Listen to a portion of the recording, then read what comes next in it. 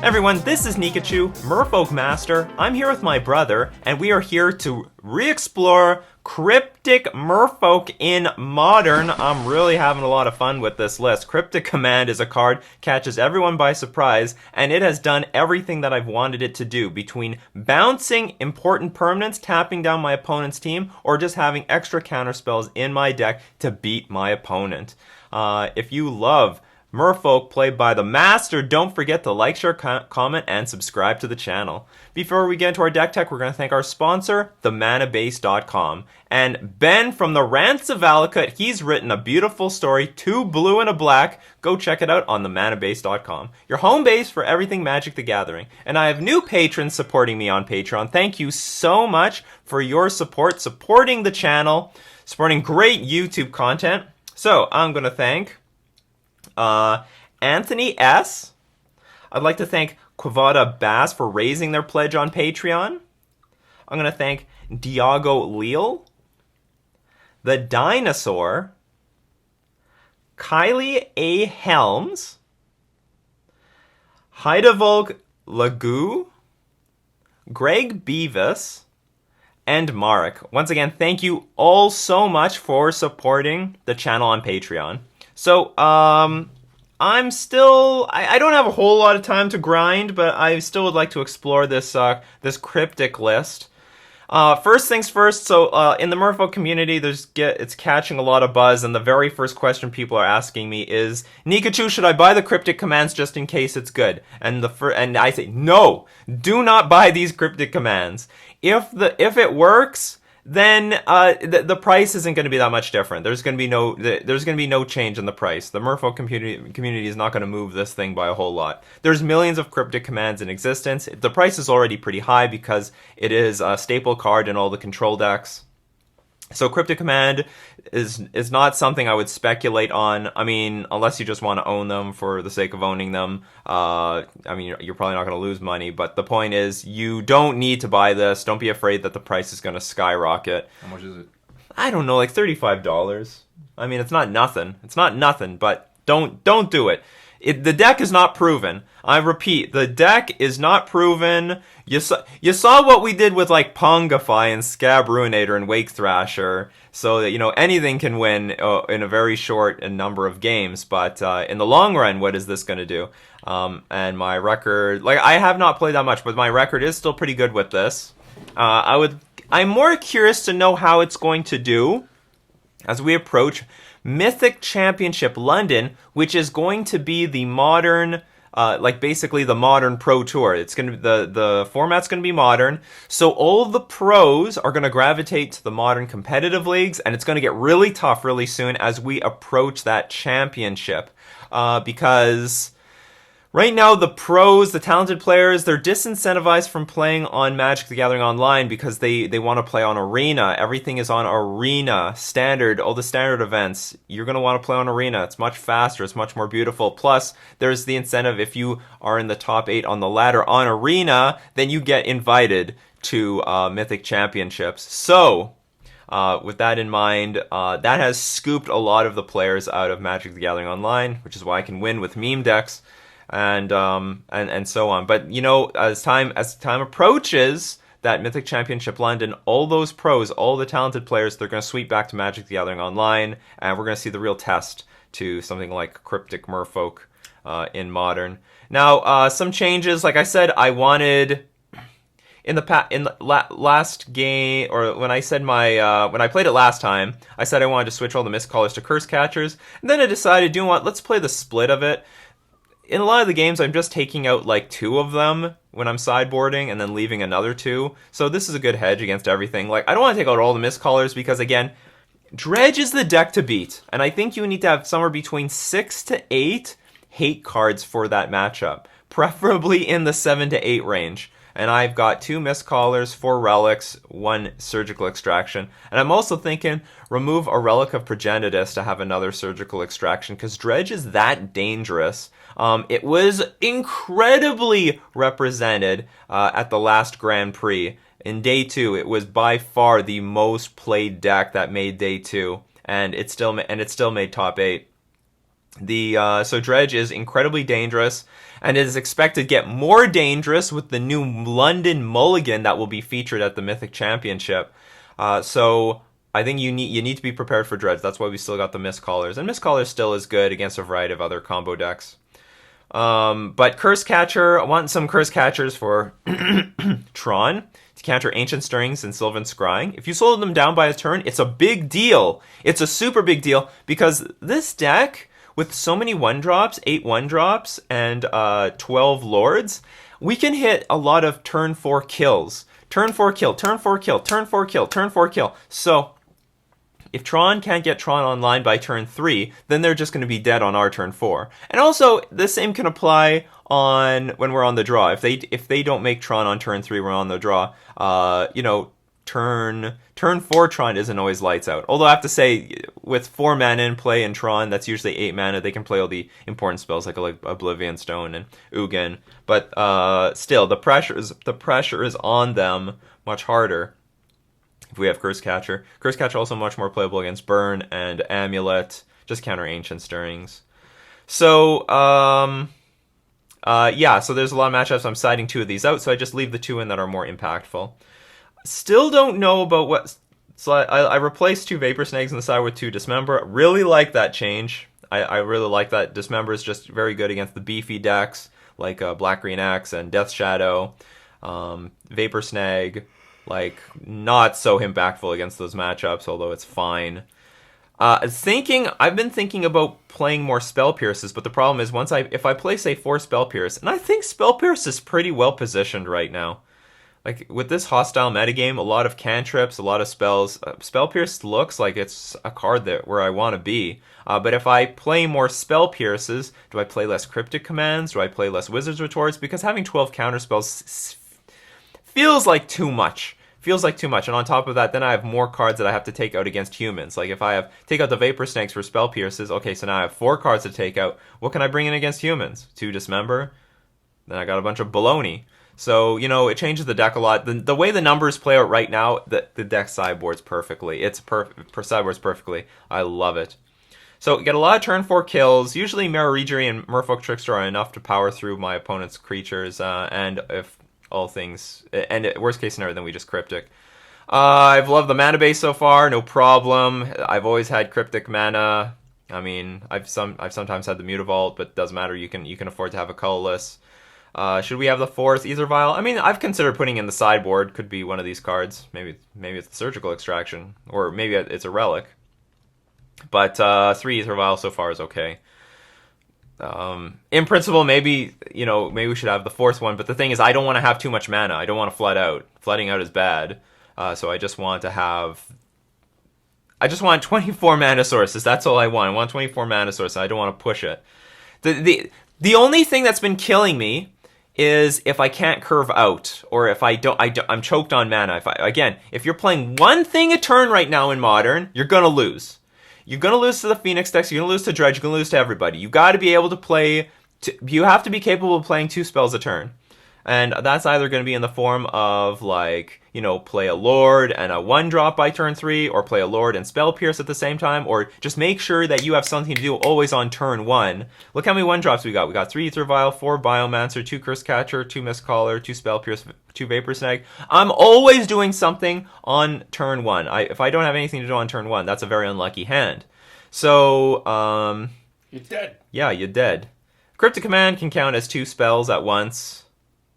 I admit that this card... So anyway, this card has helped me a lot against Whir. I mean, I've destroyed Whir because of Cryptic Command in my deck. I mean, they just totally didn't expect it. And it was the card... It had a really funny situation where it did win me the game when either Echoing Truth would not have, because there was an Ensnaring Bridge in play and there was a Psy with 1,000,000 Psy tokens. And I won by bouncing the Ensnaring Bridge and tapping the team down at the same time. And that allowed me to win the game. Otherwise, if I just bounce the bridge, I attack and I get blocked by the millions of Psy tokens and my opponent replays bridge next turn. Or if I Echoing Truth all the tokens, I can't attack because of the Ensnaring Bridge. And Cryptic Command has helped me against Valakut. It's helped me... I was scared about the matchup against Burn and Tron, and I still am, But I was able to beat those matchups when I played. I have maybe the matchup against Tron is not good because I did win, but I could see how it's not always going to be good. If we go first, if we win the die roll, we've got good chances because we have turn 4 kills and relatively consistently. Plus, we have a lot of disruption. But I could see that matchup going bad if we're on the draw and our opponent always Trons out, and like if they have turn 3 Tron, then even though we have a lot of counter magic, it's going to be hard to deploy our game plan and hold up counter spells at the same time. But hopefully we can. Hopefully we can play some stuff and hold up Spell Pierce. I don't know how that's going to work out. And Wizard's Retort is good. I think I like it a lot in this. I like it a lot in this deck with a lot of one drop. 5 wizards. Yeah, I've got them. The hell are you talking about? 5 wizards. You have 5 wizard types. No. Oh, what? What are you talking about? 5 of your merfolks are also wizards. 1, 2, 3, 4, 5. You're right. Okay, I didn't understand what you meant by 5 wizard types. Okay, you forgot me. You mutable. Yeah. Okay. Although he doesn't. This guy doesn't count at all. Does not count because if you have to tap it, then you might as well consider this a 3-mana spell anyway. All right, so yeah, Hurkyl's Recall also helped against the Whir decks. So now that we don't play with Spreading Seas or Master of Waves, we do have more room for more surgical extract, like more graveyard hate, more artifact hate, just more streamlined stuff. We don't have that big boost in Master of Waves, but we have more sideboard cards available. I didn't even realize he was gone. I noticed Spreading Seas was gone. I didn't even. Wow, he's gonna be so offended. Didn't even know I was gone. Didn't even know I left. Is Biomancer the real deal? Well, I do believe Biomancer is the real deal. I got my playset of foil Japanese benthic Biomancers here, so I mean, one thing I love about this card, it lets me play these sort of decks. It lets me explore like this. Like, I don't have to be afraid that these cards are going to be stone dead because I can loot them away later. Anyway, so this is the deck. Let's go play it in a competitive league. So we have a great hand, great starting hand. I mean, Maravajiri is sometimes awkward because, you know, I never really want to put my Vial on 3 because I know I can only put Maravajiri and play with it. We're going to keep it. Lost the level. Spire of Industry. All right, so Hardened Scales or... No, okay, Whir. So I feel very good about this matchup. The Whir matchup is, like, great. I mean, we've got a million counter spells. We have a lot of interaction. I'd be a little concerned about turn 1 Chalice of the Void because it would hurt our Ether Vial. Aside from that, I am A-okay. Oh, there there's it Lox is. Opal. Oh! Don't hurt my... Okay, good. You can always bet that thing's going to be there. Yeah, you can always bet. Well, until it gets banned. Until it gets banned. Or restricted. Or rewritten. Metalcraft 8. Maybe it would be appropriate to start restricting cards in Modern. I guess that'd be a bit weird. Sure.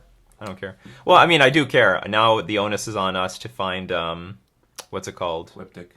Yeah, Cryptic Command. But we've got it. Like, that's the point. And the thing with the Whir deck is it takes a really long time They need to, a like... spell bomb to... Okay, do I want to Spell Pierce anything?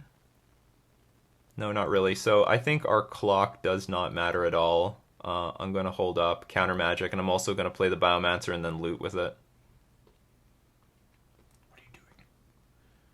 So, but is that how they hurt you with that mana? spell bomb?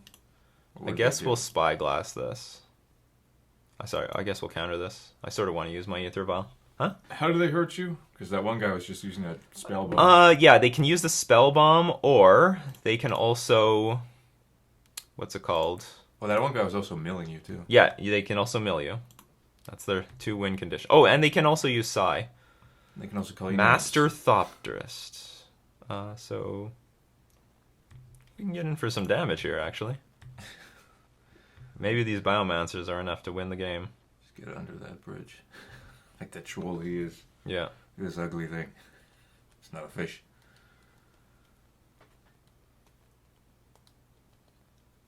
Wonder if our opponent's hand is clunky somehow.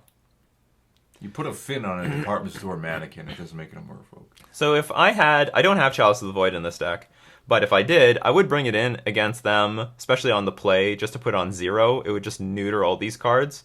And they will keep these cards in against us because it just helps them play Whir of Invention. Boo. Ooh, that is much more important. Yeah, okay. It should have to match with the amount of counters that are on the Age of WoW. That would make more sense. Chalice on 1. So this Biomancer is doomed. Oh, you know what? I should have vialed and I could have countered this if I activate. Well, not no. Maybe I'll do something similar. Okay, let's see if we can find a counter spell. Like if I have one more spell pierce in the deck. Is the point? Chalice on 1, so spell pierce offline. So a lot of cards offline. A lot of our 1-drops. Okay, let's start looting.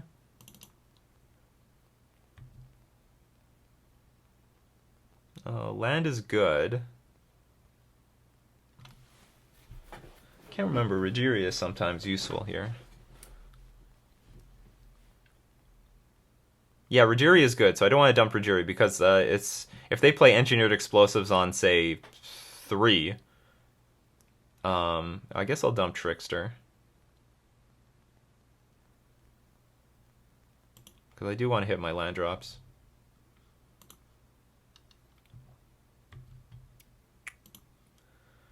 We have an E on 1. Yeah, I can't get this bio. Actually, you know what? I should have dumped. That was stupid. I should dump. The clear dump is the Biomancer. It will never get in play because of the Chalice of the Void on 1. That was a big punt by me. I'm not going to get that Trickster back. Okay, so they've got Academy Ruins, which Bane Orb is fine. It's not a big deal. But time is of the essence because now they can crack Engineered Explosives and then start recurring it with Academy Ruins. Everything sucks. Okay, let's look for Cryptic. Come on. Ooh.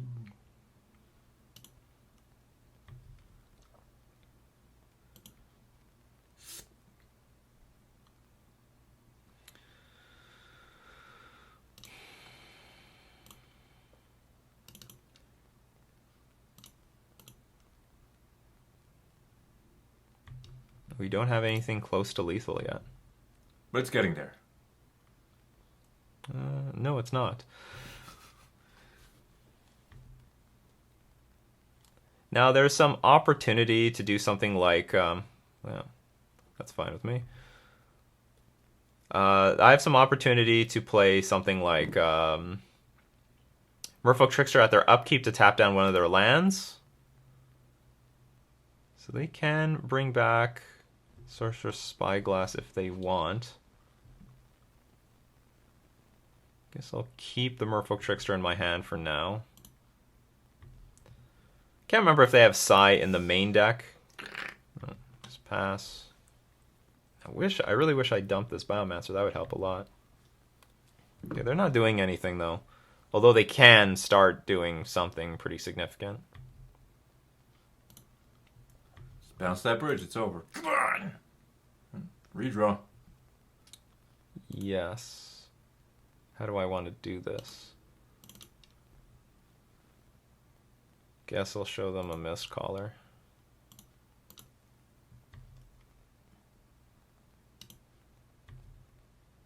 Come on.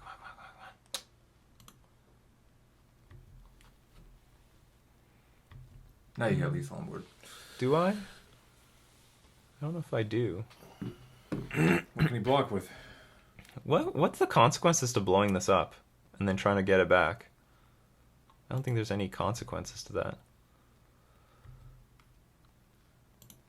Well, because the thing is, this thing will die, so I can't count that as an actual win condition. Come on. Come on! It's exciting. I guess there's no point in playing this Lord of Atlantis.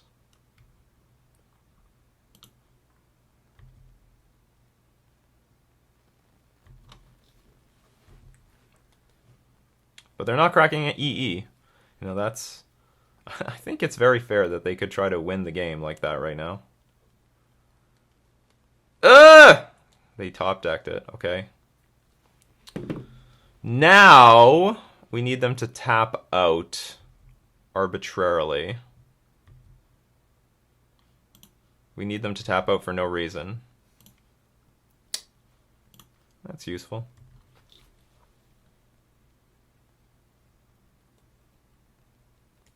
Please just tap out for something.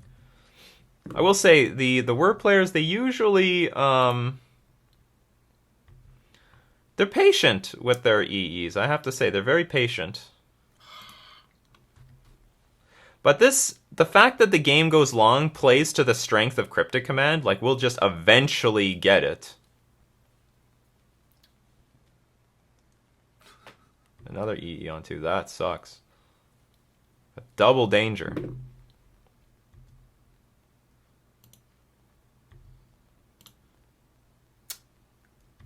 This card's dead. If I don't win game 1, I don't care. I'll win game 2 and 3.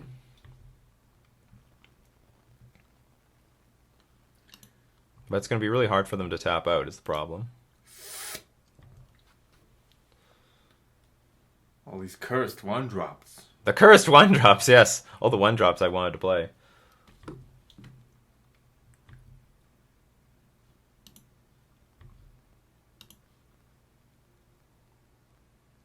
Useful? I guess so.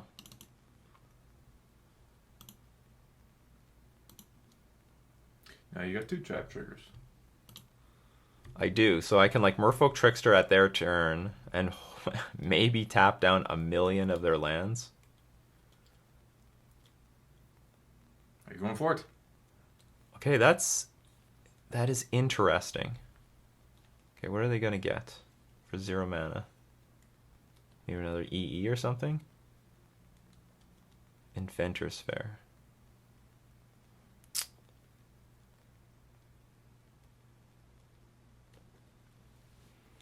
I'm trying to think, like, if there is a moment to win, like, where is it? Is it now? Like, do I Merfolk Trickster? Okay, so they can't EE both. They can't blow both EEs. I don't know how much that matters, though. So I can hit Mox. I can play Merfolk Trickster. Tap down some lands.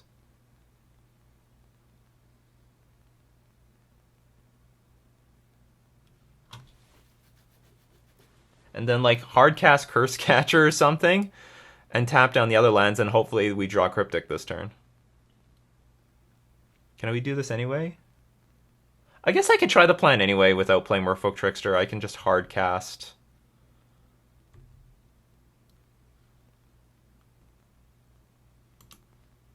Hard cast the stuff. Okay, actually I'll put a stop at my draw step. Just in case I draw Cryptic Command. Oh, okay. Okay, let's see if this works. So I have 2 triggers. I have to trick. I'm technically tricking them. Tricking them into not using their mana sources here.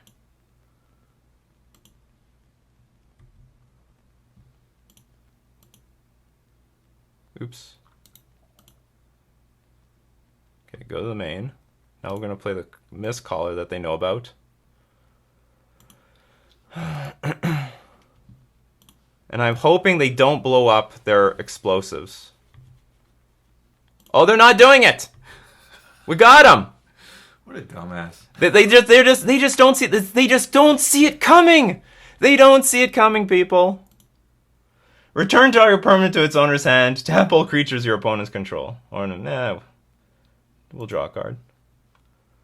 What a weird way to go about this. Okay, hit Ensnaring Bridge. And I can attack now. You had it all on the board. You had it all. All of it.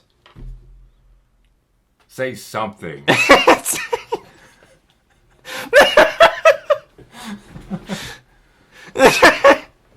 This is definitely not something they expect. Look at the value. Anyway. You didn't just put them to 0. You put them... Oh, yeah. Okay, so we won that match. But, you know... I don't know if they played optimally. Okay, we can give them credit that they had no clue about the Cryptic Command, but they probably should have used their resources to blow up our stuff with engineered explosives, because it was free. Just blow everything up and then bring it, reoccur it back with, what's it called? Academy runes. Academy runes. They had nothing to lose there. Okay, so what are we going to bring in? We're going to bring in more hate. We're bringing the pain. The pain is coming. I'm going to take out a lot of 1-drops. They're going to keep... They keep a lot of... And I think I'm even going to take out some Biomancers. They keep all their Chalice of the Voids, and so we have to take out the 1-drops. And Chalice will get played on 1 pretty often. I'm willing to counter it if they do play it on 1, just so that... Or am I? Well, it depends on my hand. If I have 1-drops in my hand, I'll counter it. If I don't, I don't. And that's about it. Future sideboarding, I might consider bringing in Dismember. They will bring in Psy. But we do have, like, we have counter spells. Like, both these are counter spells that can deal with Psy, and also the Cryptic Command can also tap down all their stuff. So, we've got that as well. And also, Hurkyl's Recall can reset the board.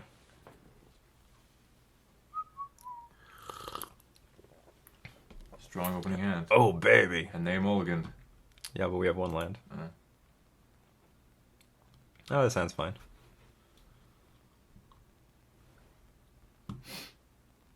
Do it again. I'm not in love with it. It'd be better to have some early pressure, like what this deck is known for. But we've got some answers, some pressure here. It's all good.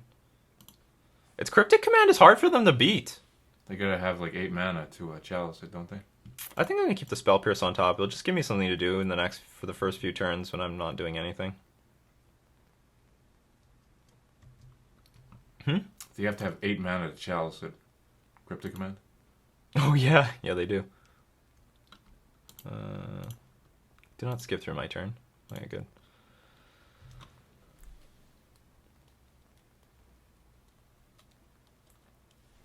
Nope. I could counter this, but... Or counter the thing that it gets. Yeah, I think I would rather counter, like, Engineered Explosives than counter the Stirrings. I could be wrong. They found a Sanctum. Could have been worse. Could have been a lot worse. Could have been a lot worse. I'm not going to play the Silver... I'm going to play Patiently. Again, if they put EE onto, or even if they play Bridge, I'd rather Spell Pierce it. Next turn, I can play Silvergill Adept, hold up Spell Pierce. Spell Skite, that's fine. Doesn't do anything. Redirects creature spells? Redirects any spell, except that Spell Skite has to be a legal target in the end. Oh, I see. It's a funny card. It's hilarious. Come on! Okay, redraw. Things are getting played. Spell Pierce is also getting weaker. Weaker and weaker and weaker. What the hell is that? Oh, you're floating mana. Switch rule. I can't counter this, really. But at least he'll be tapped out. Can't do anything else. Oh yeah, at the least. Can he do with that extra 2 mana this turn? Who knows? Anything. Anything could happen. I'm hoping to draw another land so I can play like Silvergill Adept and hold up Wizard's Retort. I mean, we've got the Hurkyl's Recall in our hand, so we don't have to worry. No need to worry yet. Don't worry, be happy.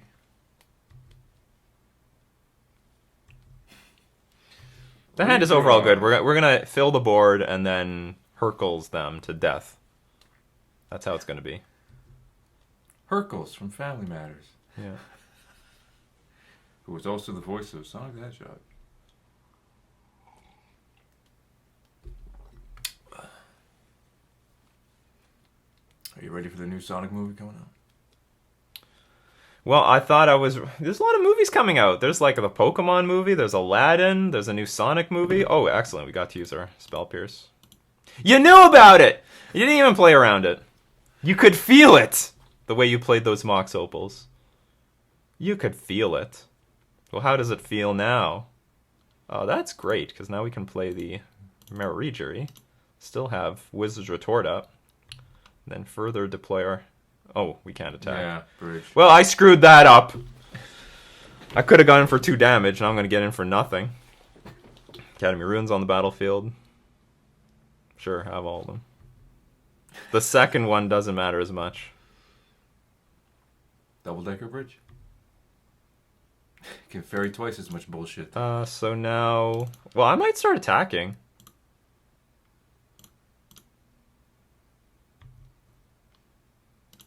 Because I got 2 Hercules recalls, so I can just throw a Hercules recall at our opponent. I mean, like it's hard, it's impossible to lose this matchup. Just impossible. Do it. Throw the first one at him. Then what? Attack for 8? It's actually not bad. All right, let's throw something at you. Get this thing. Return all the artifacts. That's right. Shoop.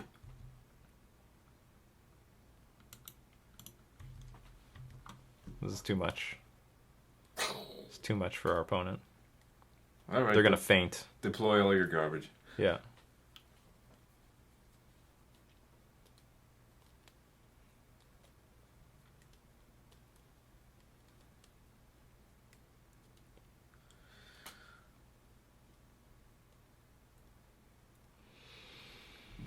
We're really seeing the power of like Wizard's Retort and Hercules Recall here.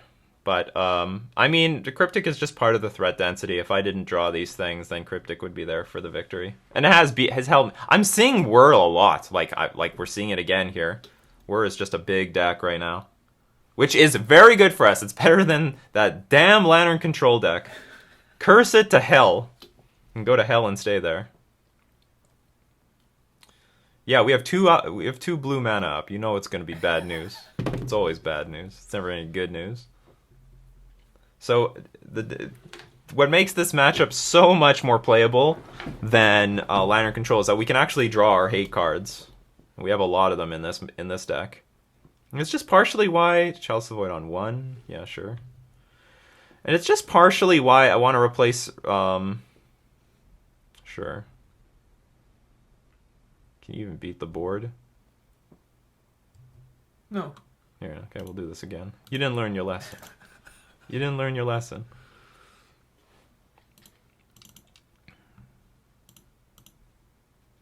I wanted to play Cryptic Command and like tap your team, draw a card, you know, just to rub it in. Alright, so we won that one. Now we won. Cryptic Command did help us win game 1, but I don't know. Our opponent didn't play optimally. They should have blown up the engineered explosive, so we can't give credit to Cryptic Command. But you can give credit to Cryptic Command for the fact that it's still an out in the main deck against the Whir deck. Like, until they played the engineered explosives on 2, Cryptic Command was always live to win the game for us. So it is still a main deck answer to a lot of problematic decks in Modern. Why try to fight this deck post-board when we have the answers in the main deck in game 1? So, Cryptic...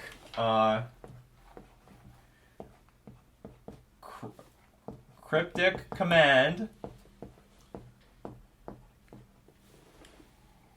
gives us the answers in game 1. And that's, I mean, this is part of why I want to replace the Master of Waves with Cryptic Command, because there's a lot of matchups like this. They don't care about Master of Waves, and Cryptic Command, we could use it. And also, this is another matchup, they don't really, Spreading Seas, they don't really care about Spreading Seas, because either they've got a Chalice on 2 or they have an EE on 2, so it doesn't matter. Okay, so that was match 1, let's get into match 2. It's got the scary Nicobolus avatar, ooh! We'll keep this. Not a lot of power in this hand, but at least it looks pretty mana efficient. It's something. Something good. Something burnish. What the? Oh man, come on. Go back to the friendly leagues. Blister Coil weird. Whenever you cast an instant or sorcery spell, it gets +1/+1 until end of turn. Untap it. So it's like... It's a bunch of baloney, that's what it is.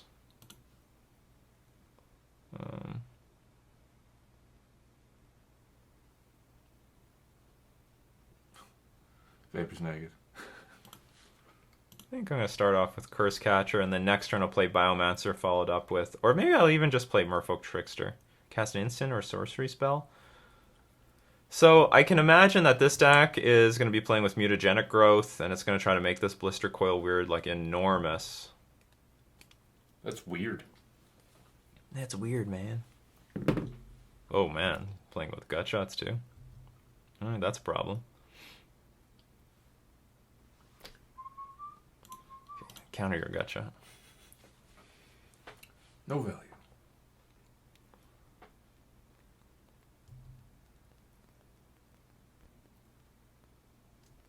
Soul Scar Mage. Aggro always goes first, doesn't it? Always. Could have vapor snagged it.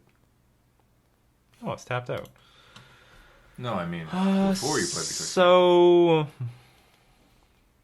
Merfolk Trickster's not great here.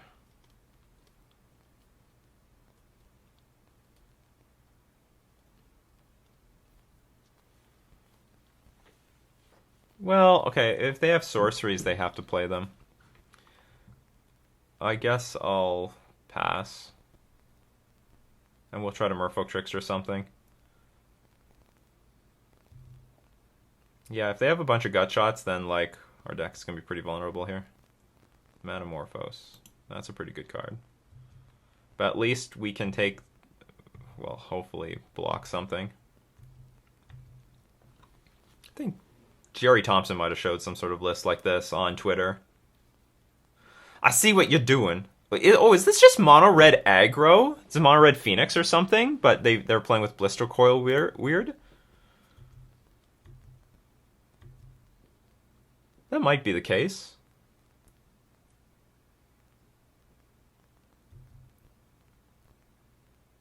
Another Soulscar Mage.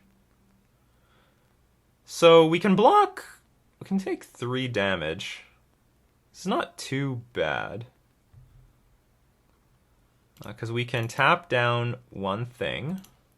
Let's tap this thing down. Piece of crap. And then we block another thing. That might be worth it.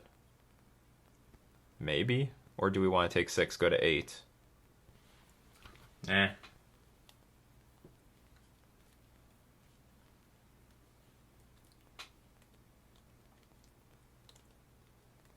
Because all these things are going to be a threat, actually. You know, I'm going to take 6, go to 8. I need to start putting something on the board. Every single turn, something bad's going to happen. So this is a matchup where Master of Waves probably is better. Can I afford to do nothing? No, I cannot. I have to play something. I probably should have showed Master of the Pearl Trident so that if I draw a land, I'm not... Because I don't plan on playing Benthic Biomancer. I plan on holding up Vapor Snag. No, cannot curve out. Must hold back.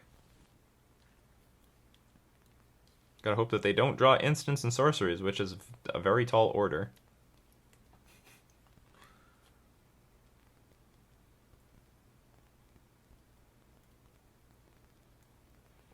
It's a bit frustrating not curving out with this deck because I've got 21 lands. I'm playing with more lands than I normally do. Maybe Cryptic is still fine in this matchup. I mean, if I hit 4 mana and start going like tap your team, draw a card, that's good. Oh, they don't have an instant. They're like tanking it here. If they have it, they would just attack. Yeah, I'm snap blocking your stuff. Bro, come at me. Bro. Come at me, bro. Come at me, toast. XP. I eat you for breakfast. Margarine and jam. You're gonna look like this guy in the end. Weird. Yeah. First I toasted up with this guy. Then I quickly... Oh yeah, no, you don't have an instant or sorcery. It's too bad. Land! This is awful. Silver Gale. Yeah, let's keep digging. I need to curve out.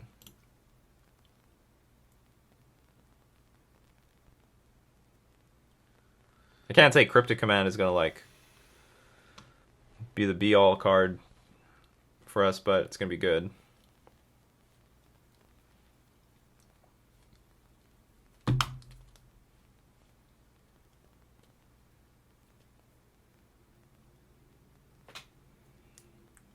What is there to think about? What is there to think about?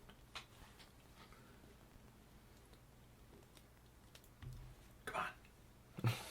Damn it, I only have 3 of these. Okay, go. I can't attack, because if I attack, then I'm doomed. Okay, we're at this weird stall. Like, I'd be in good shape if these were lands. I think I'd be in good shape.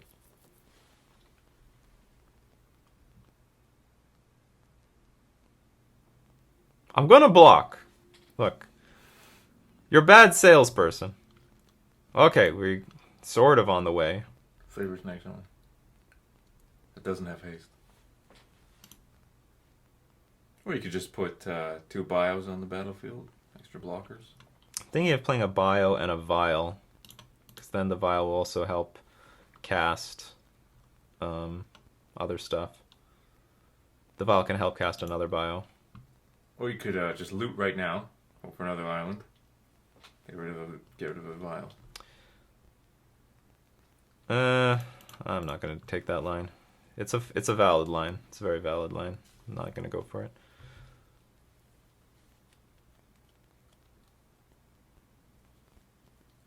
Shoot. Okay, good. More dangerous cards. This is hilarious. Sure, our opponent thinks this is hilarious too.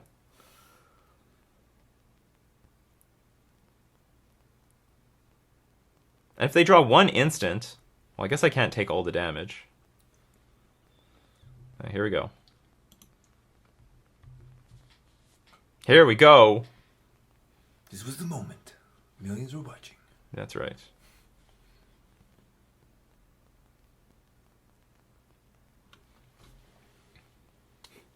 Do we draw Cryptic Command? Because that is definitely not what they're definitely not seeing that coming. Ah! Truth be told, like, this would... Well, I mean, Master Waves would not matter right now. So do I play Master of the Pearl Trident, or do I try to loot? Well, you can at least put another body on the battlefield with the vial right now. So one thing I can do is... I can start attacking.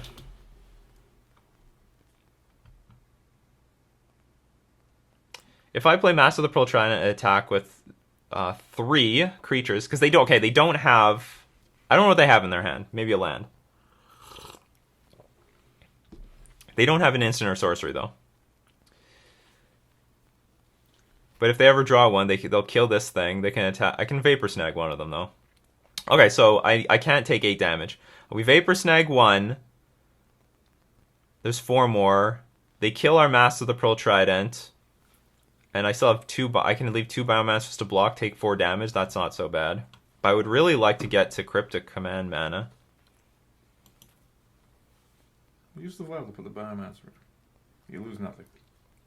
Oh, I'm going to do that. That's 100%. It's just a matter, do I want to play Master of the Pearl Trident right now? Okay, do you know what? I'm going to dig for the 4th land with Biomancer, because if I do... Let's just do it right now.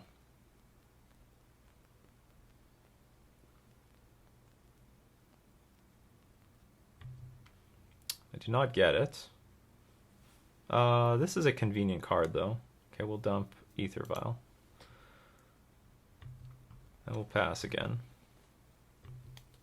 Try to survive misery.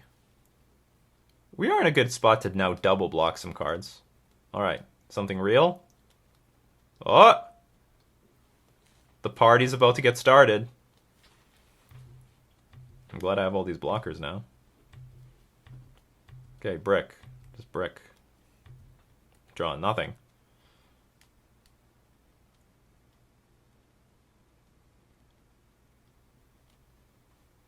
Oh, you have something at instant speed? Okay, I can't do anything, so pass.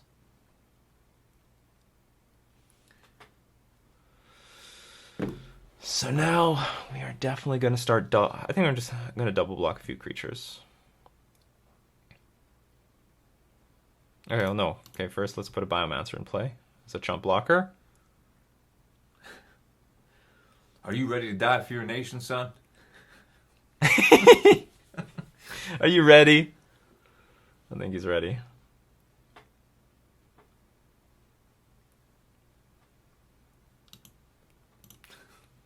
Hopefully there's not another instant in their hand. What if they have Bolt?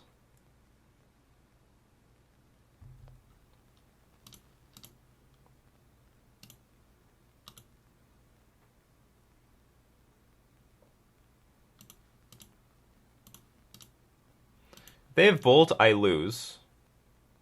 This doesn't play around Bolt. You can Vapor Snake something too. Take even less damage. Oh yeah, I guess we're gonna do that anyway. Okay. Yeah, we'll see how this plays out then.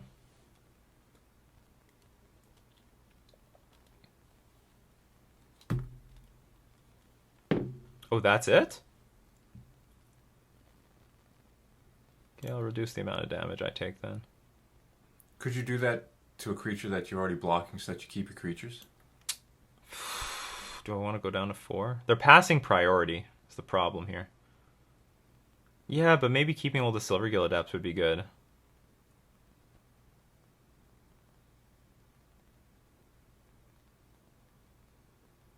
Do they have Skewer the Critics? No, they can't have Skewer the Critics. They would have played that. They had Mana Morphos. They didn't do anything with their mana. So if I bounce this, take 4, because I get to keep all the Silvergill Adepts. You know what? I like that line. Let's try to keep something. Alright. Go to damage. Go to 4. We're not dead. Come on, Island. And they just pass to their turn, so I guess they replay the Swift Spear. Not what we want to see. Not what we want to see. Cryptic would win right now. It would. So now I'm thinking, let's get on the offensive.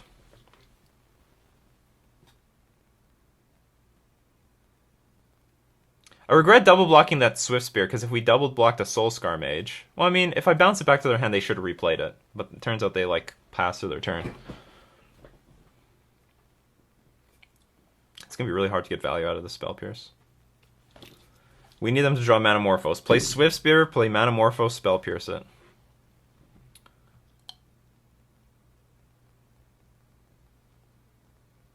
I think I'm just going to be patient. I can't take any more damage. Just can't take any more damage. Just can't do it. Tap out big for something like Planeswalker. Skewer the Critics. Pay 3 mana for Skewer the Critics, please.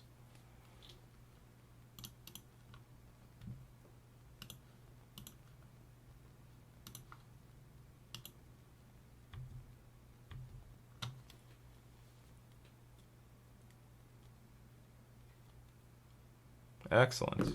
Okay, land. Please land. Because we're in such a bad spot. There we go. Okay, let's start to bring on the hurt. Because we can do that. You can do it twice. Let's do it a few times.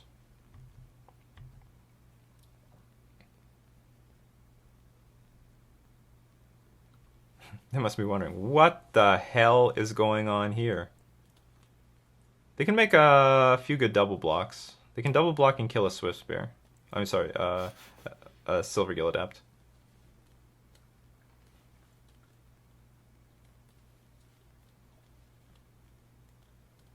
Just takes it. I'm sure they think that... Well, you got this game. Yeah. Patience paid off.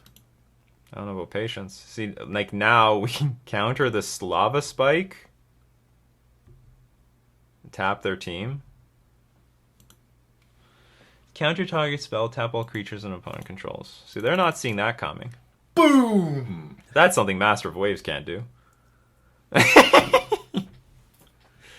And now we win. That was like walking on eggshells. Love it. If our opponent had a second burn spell in hand, then Cryptic actually won the game and not, like, Master of Waves. They had extra cards in hand. Alright, what do we want? More Merfolk 1-drops. Damn, we're not in trouble. We are in trouble here. I feel like the deck is already as good as it can be. I don't want to play with Dismember.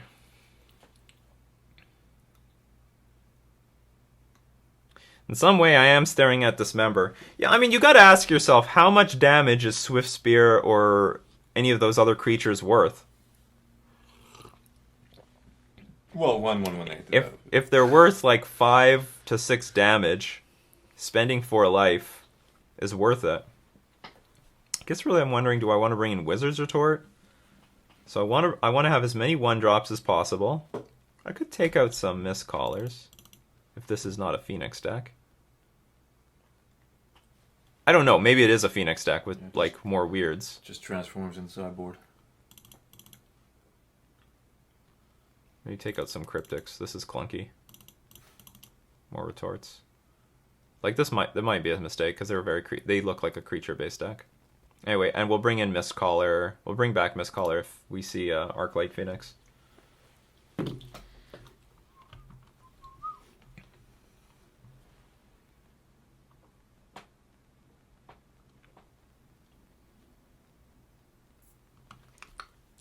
Come on, what are you doing, dude?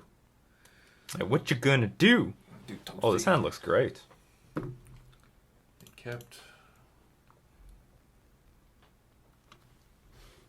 That was such an unusual game. They're like, give me an instant. Just give it to me. Faithless Eluding. Oh, damn. Off to the races. Here comes Arclight Phoenix. Oh, 2 gut shots. Oh, I totally forgot about that. Like, I could reduce the number of 1-drops I have in my deck. Well, anyway, in some way, I guess I'm happy to see the gut shots are in the graveyard. But I guess maybe Mistcaller's worth more than Curse Catcher. You have nothing to do. Good. Well, that is good news. It's like a 10-leaf clover. A burn player having nothing. Oh, I think they have Smash to Smithereens. And they remember we have Curse Catcher.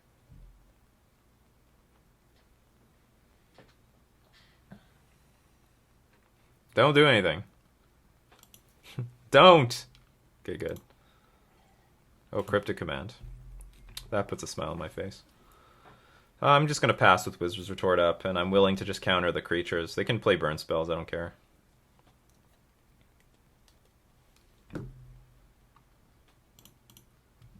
I guess they have a lot of gut shots, maybe? Well, they can only have 2 more. So, I guess I'm going to... Okay, just in case Curse Catcher dies, I'm going to attack for 1. get in there! Yeah, get in there, Curse Catcher. Pop.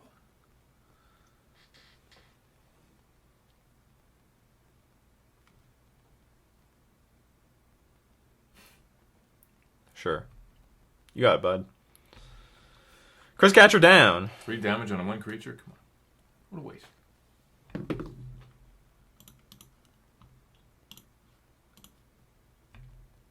I will not tick the Ether Vial up to 3. We're going to wait a long time on that. Going to play a long, patient game of Magic the Gathering here. Nice, long, patient game. If I have to. He now knows you have Cryptic, so... That's fine. Lightning Bolt this too. Whatever, it's just another Lightning Bolt in the graveyard. Because what I can do... Oh, it's true. It's going to be really hard to get this Rogeri in play, though. Are you going to retort it? No, I'm going to let it resolve, I guess. I really hope they don't have Phoenix in their hand.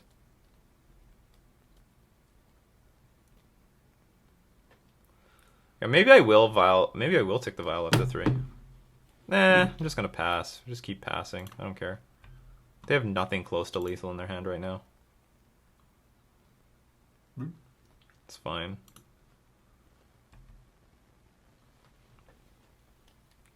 He's a soldier. Merfolk soldier. Yeah, you are a soldier. Stuck in Get a lot of ranked. dirty little wars.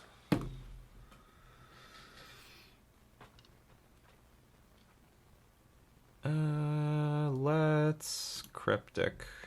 What a waste. Counter target spell draw. What a huge waste. Well, what else am I? It's really expensive. Might as well just pay 3. Use a Wizard's Retort. I just hope they don't have anything meaningful to back this up with. Okay, sure. Unload! Oh. Okay, that's something. What got exiled? Bedlam Reveler? Okay, I've got to counter that, that's for sure.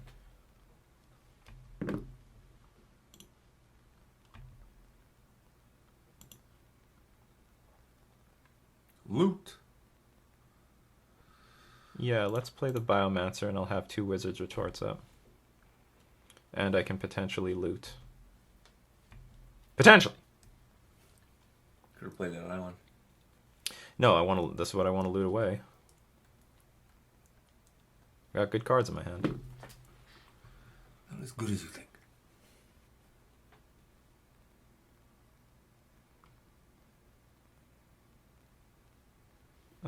Sure.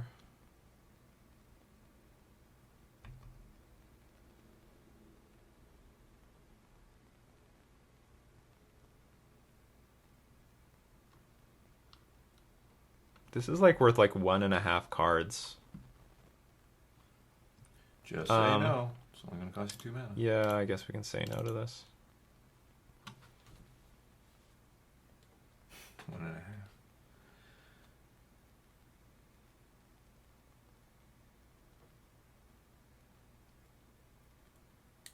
Sure, this thing can exist.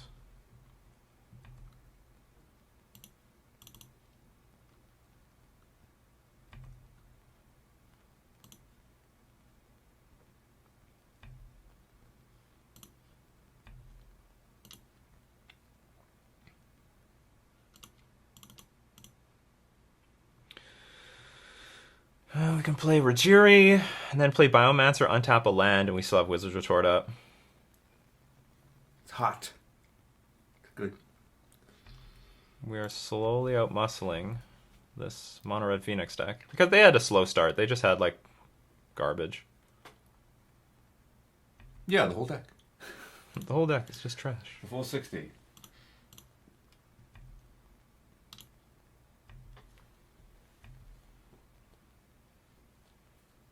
Alright, tap out big. Come on. Play that. Rending Volley. Blow this thing up, sure. Can't counter that. Oh, it can't be countered. Okay, Bedlam Reveler cannot get cast at all anymore.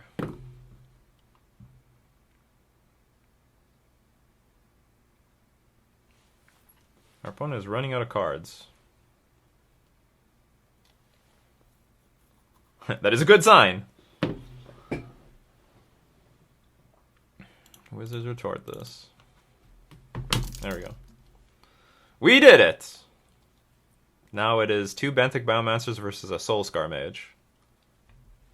And I think we are advantaged there. And we've got a Vapor Snag.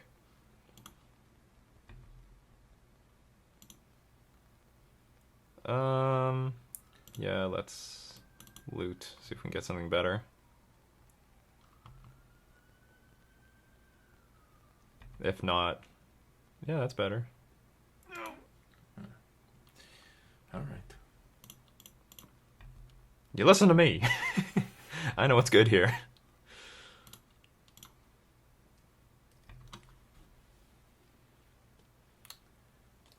You almost got 4 on the battlefield, we got 4 in front of you. On the table. What is this? Faithless looting. Don't give it to him. But what can they do with it? Oh, it can't be countered. No, it can be countered. Yeah, they can have us. Oh, cast with flashback. Cast with flashback. I said can't be countered. Still attacking. You That idiot, is Stimpy. frickin' brave. That is brave as hell.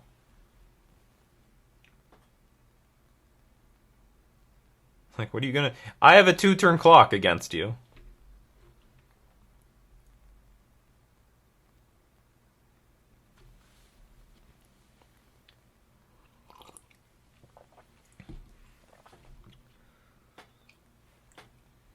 Biomancer helping us here. Go Biomancer. Screw Curse Catcher. I wonder, maybe this deck doesn't play Phoenix. Maybe it's just maybe it's playing with that weird instead of the Phoenix. Maybe it's budget. Maybe it's budget for that. You know, they can't afford the Phoenix. I think the Phoenix is expensive. Oh yeah. But if you're a budget deck, like, go to the friendly leagues. So I don't know. I don't know what to say about this deck. But well, oh man, like we beat a worst case scenario game 1. Did require us to hope that our opponent bricked a little while, but you know, we pulled through. We pulled through. It's like we still got game against Mono Red even without Master of Waves. We have game versus Mono Red without Master of Waves.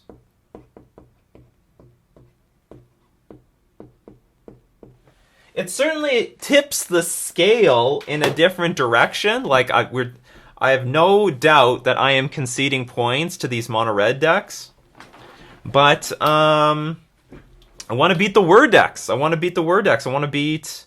I don't even know if Master of Waves is that great against. Is it Phoenix? Because it's for 4 mana. That's a lot of mana. It's a ton of mana, and like all it comes down to is can you control them in the early game? If you control them in the early game, a bunch of lords will win in the late game. So anyway, that's it. That's our match for round 2. Let's get into round 3. Oh, Gold Cat. This is Whir again? Can't remember. Maybe Dredge. Great opening hand. We're on the draw. Keep this. It's not good though. Guess keep that on top. Do we ever go first? Can we go first for once? Oh no, this is maybe Grixis Shadow. With Mishra's Bauble? We'll see. I can't remember, I just recognized the name. Okay, it's Grixis Shadow. You revealed yourself. Grixis Shadow with Mishra's Bauble. It's actually funny, Grixis Shadow first strayed away, very far away from the traditional... oh, he's going. They're looking hard for a, what's it called, Stubborn Denial. Stop being so stubborn. Because like John to Death Shadow played Mishra's Bauble and Temur Battle Rage, and then at first Grixis Shadow had no business in any of those cards, and now they're like incorporating Temur Battle Rage and Mishra's Bauble. See how the game evolves? Yeah, you see how it evolves? Oh, lovely. How lovely. Well, we do have Vapor Snag in this deck. You also have a Trickster. Also have a Trickster. I guess I'll get my ass kicked by this thing a few times.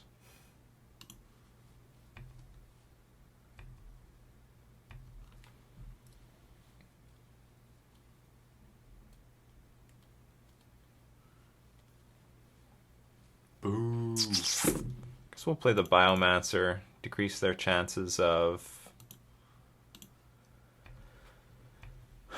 picking a good... I don't know, if there's a theory where you want to reduce the amount of choice that you give your opponent. In some people say you should always reduce the amount of choice. I think you should situationally reduce the amount of choice you give your opponent. And I decide to do that in this case. I decide to play the Biomancer because if they Thoughtseize me and take my Biomancer, then that was clearly the best thing that they could take. And at the very least, I want this thing in play.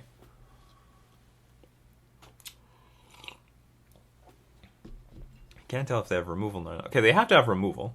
So they got some sort of removal. But it's like one piece of removal. If they had more removal, they would be more confident. Yeah, big fish. You big fish. It has a confusing name. Okay, so I suspect that if they don't want to attack, they have one piece of removal. And they want to use it on the Master of the Pearl Trident. They don't feel like they're the aggro player. They're on the defense. So now what do I do here? Yeah, I can loot.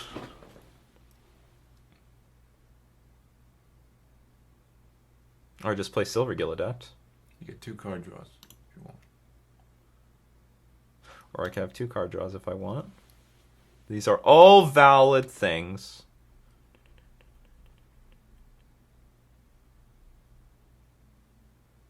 I'm a bit concerned about another Thoughtseize.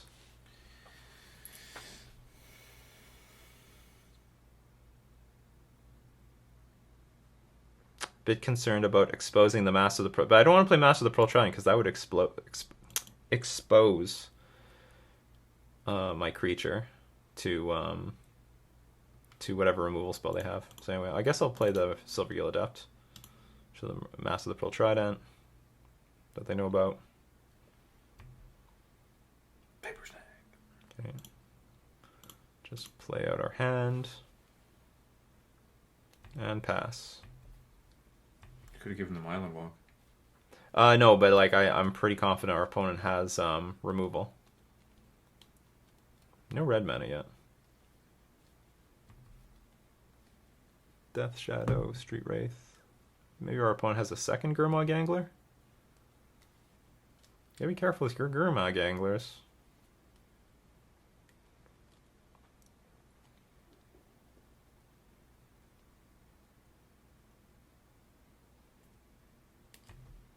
So now what are you going to do? Now you're going to attack? No, still not enough removal. I think I'm going to hold on to the Master of the Pearl Trident. I don't want to expose it to the removal that my opponent's representing. And I can just Violet in play at the right moment.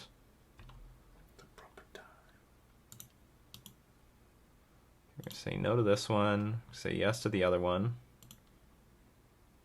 See, now we have 2 of them. That makes this way more dangerous.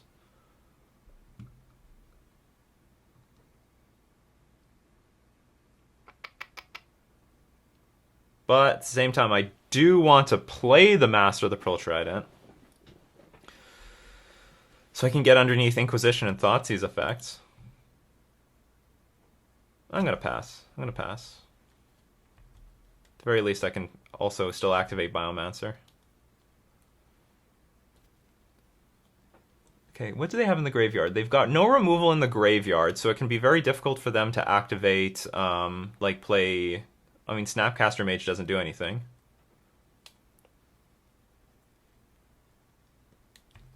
Okay. Okay, now attacking is happening. I'm not going to block. Okay.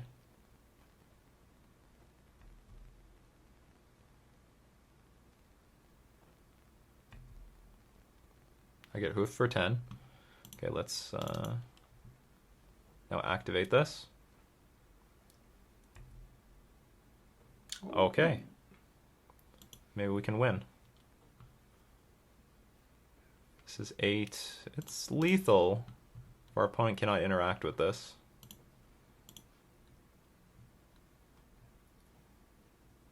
Okay, we win. Yep. Excellent. Take it. We'll take it. Dumbass.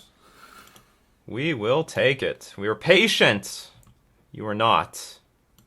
One of us were patient.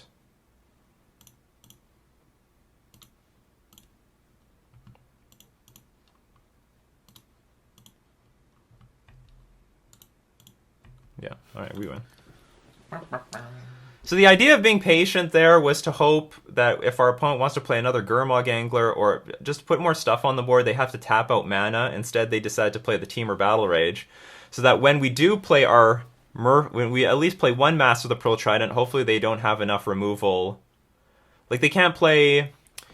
For them to play something like Kolaghan's Command and Fatal Push on the same turn, they need 4 mana. So if we can get our opponent to tap out any of their mana to put creatures on the battlefield, then that's when we can start emptying our hand of creatures to put pressure, because they would only have enough mana for just one, to kill one creature.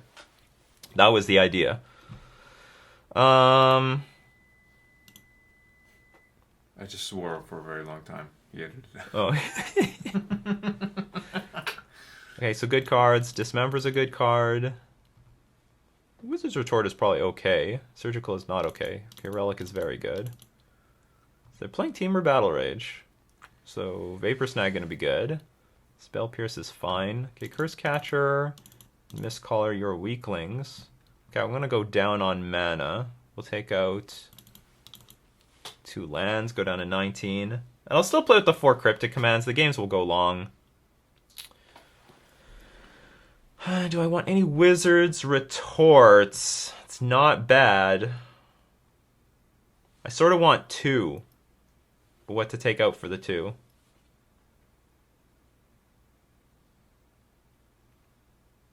Cryptic is a bit too... Maybe Cryptic is a bit too expensive. Bringing 2 Wizards Retorts instead of the Cryptic. Cryptic is great, but we're moving down on land. We can't put this in play with Master of Waves. And... It's like good, but not... I'm sure it's fine.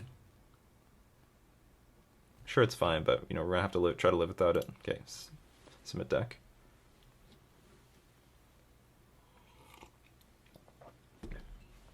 Bloody hell. Okay, mulligan. I can do a lot of things. I guess we're gonna put this on the bottom. Try to try to Inquisition this. It's on his way. Gold Ducat. Gold cat. Kind of like what you got behind you. He's not waving too much right now. Oh, $10. he's waving. Can't take the Cryptic Command. You wanted the white one. I didn't know. Well, I appreciate the gold one anyway. I can't live without it now.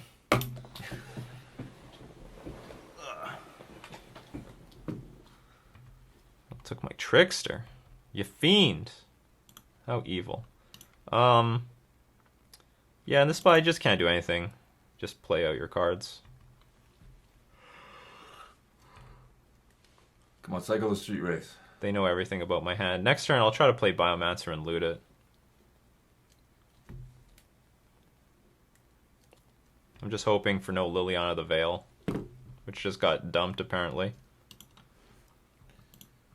Cryptic Command is immune from Inquisition. Yes it is. 4 mana. Yeah. It's very heavy on that blue mana. Thought Scour, more stuff. The worst thing that could have happened this turn is Collective Brutality, eat this, eat my Cryptic Command. That would have been brutal. Just brutal.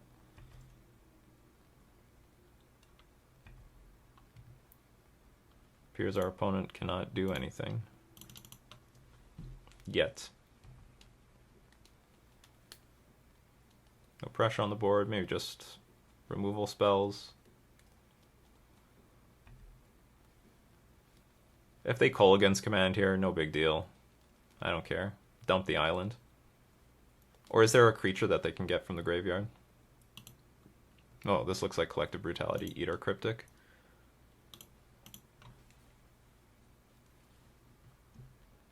All the modes. Oh no, just 2 modes. What do you discard? Just a land? How convenient. Okay. So Biomancer will loot. Or Biomancer will do nothing. Alright! That's how it... Oh! We're gonna play that game? I have no hand, now you have no graveyard. That's fair. We're gonna play that game? Hopefully that put a huge hurt on them. Oh no, that's gonna put a huge hurt on us. They just top decked the Liliana. Yeah. That's a good card. That was like a perfect draw.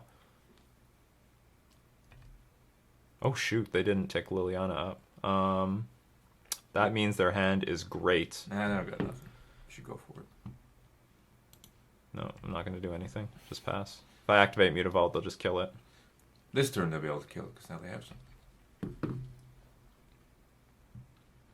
You can Vapor Snag it back to your hand if there's trouble. That's not a bad point. I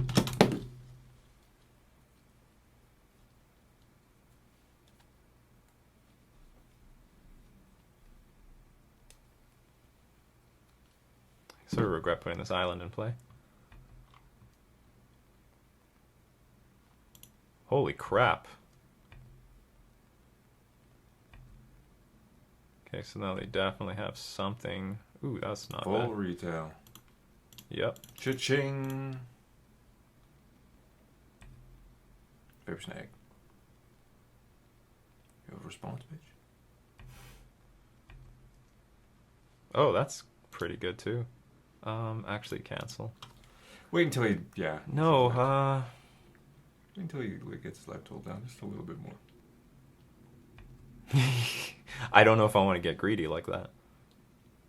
Not Psycho 1 Street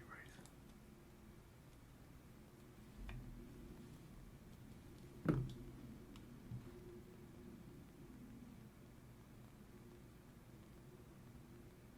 No, I'm just gonna get rid of this thing. Oh, they probably have stuff. Oh man, were they tapped out?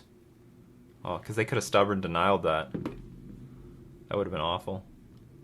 Swing for Lily. I actually wish I did swing when I could when I had the Vapor Snag. It was a good line. That was a good line. Okay, so Lily still has good cards in their hand apparently. Never mulligan. Ugh, how to beat our opponent's stacked hand? Well, they don't want to. Apparently, they don't want to tick up their Liliana, so that's some advantage to us.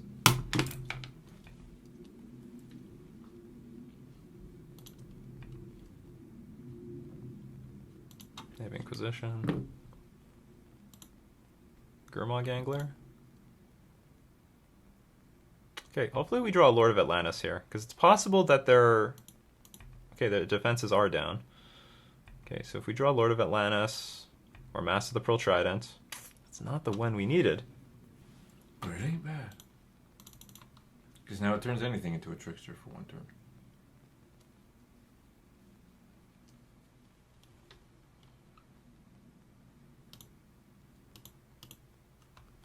I might lose everything here.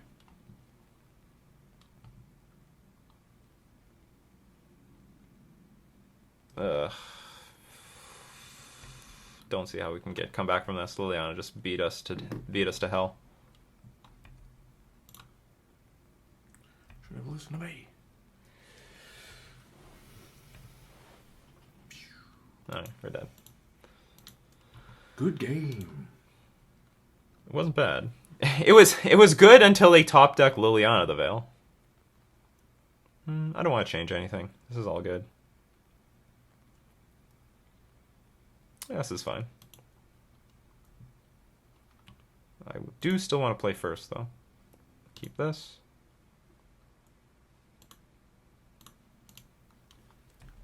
Hopefully they don't have turn 1 Inquisition, because I'd really like to get I would like to get some value out of this Silvergill Adept.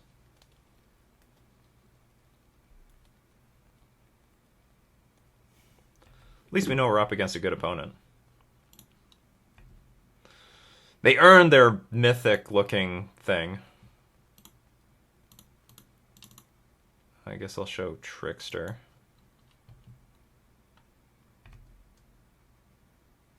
Ooh, Cryptic Command. Alright, let's get the mana for Cryptic Command.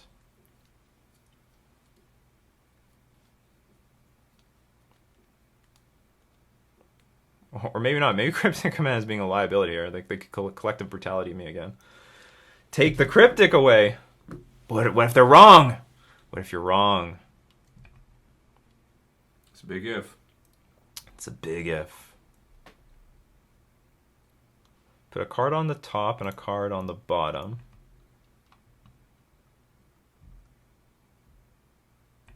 Okay, I would like to curve out though so that we can get some value out of this Cryptic Command.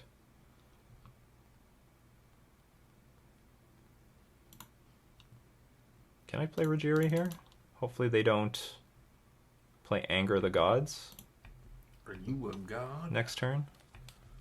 So they know about Trickster. They don't know about Lord of Atlantis. No, we're dead. I could play a little bit more patiently, But if they don't have anger here, we're in a very good position to just win. Okay, they're not getting double red. That's good news.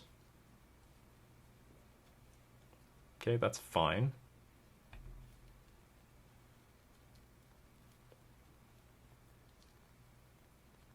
That's also fine.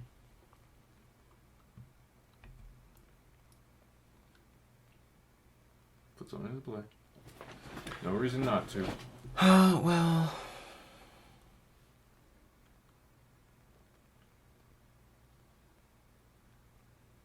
Swing for 6 next turn.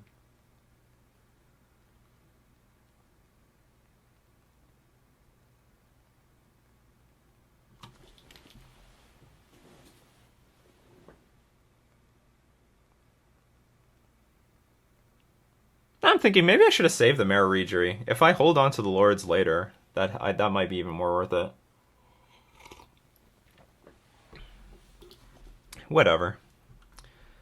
Okay, so I'm trying to figure out how to play around Lightning Bolt, because that's the only thing that they're representing here. If I play Lord of Atlantis, it dies. That's not pleasant. If I play Merfolk Trickster, tap this thing down, attack for 4. Then I can't Merfolk Trickster it again in the future. But I do have Cryptic Command. Alright, let's just Trickster this thing anyway and attack for 4. Attack for 4, put them down to 7. Maybe I'll attack for more, depending on what I draw here. But I sort of want to draw land. Draw a Rajiri. So retap next turn. Still swing for 6. Okay. It's very delicate. It's a very delicate situation right now. Because if the Death Shadow becomes a 10-10 and they play Temur Battle Rage, I'm dead. I am dead! So let's say, how much do I want to attack for? Do I want to attack for 6 or do I want to attack for 4? If I attack for 6, I may not even attack for 6 because they could bolt my Rajiri. So let's say I attack for 6. Put this thing down, put them down to 5. This thing's like an 8-8. They can fetch, shock, Temur Battle Rage, kill me. I could double block it though. I can attempt to double block it. And they've got Fatal Push at the ready, so Snapcaster Mage Fatal Push is online. Unless I hit the 4th land for Cryptic Command. Alright, screw it.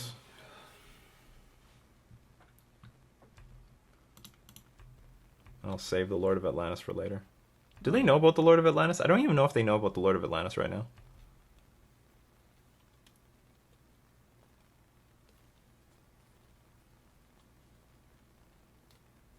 Do they know about Lord of Atlantis? Let me know in the comments section below. I don't know if they know. No, you said earlier that he doesn't know about it. They don't know. They actually don't know. They don't know what I'm doing.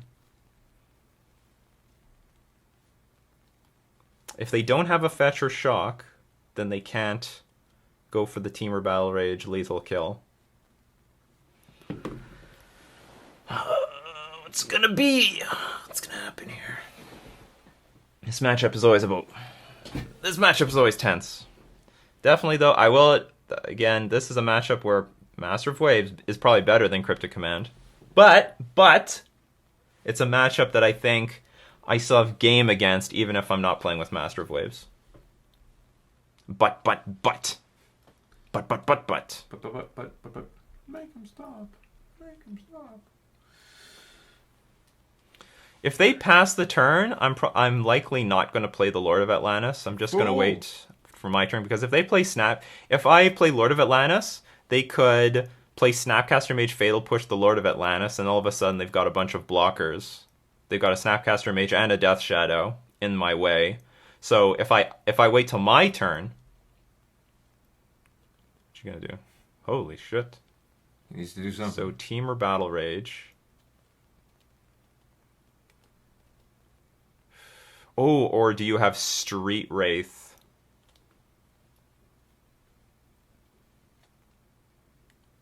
Street Wraith Temur Battle Rage? Can you use the trigger to untap it so that it can't attack? No, doesn't work like that. That's lame. Ugh, I feel like just blocking this. Might as well. You have little to lose. Okay, I'm thinking You're in a their full 20. perspective, from their perspective, like, what would they do? What does blocking achieve?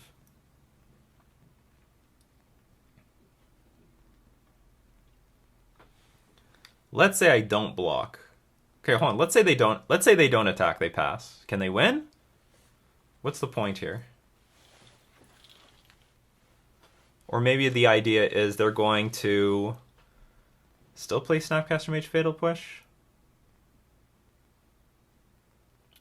I don't want to block though. It really hurts my chances of winning. If you have Team or Battle, if you've got like Street Wraith, Team or Battle Rage, I lose.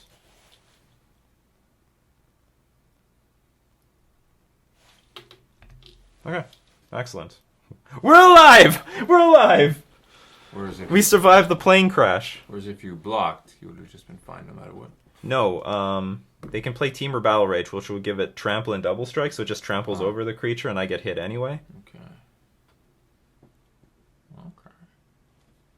What if you violed in Lord of Atlantis and also put it in front of him?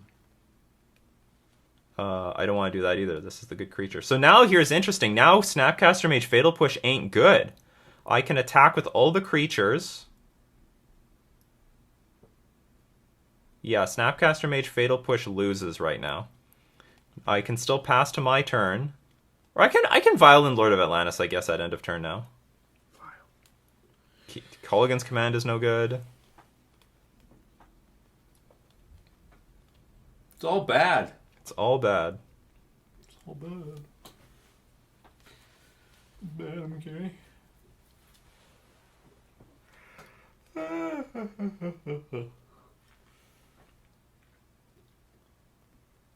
It's tough. Life is tough, Gold Ducat. Life is tough. Gold cat. Gold Cat? Yes. Is that- Gold cat. Is that what he's trying to go for? I'm pretty sure. Ghoul Ducat. Gold Just- Ducat. It's just pronounced gold cat. Gold Cat.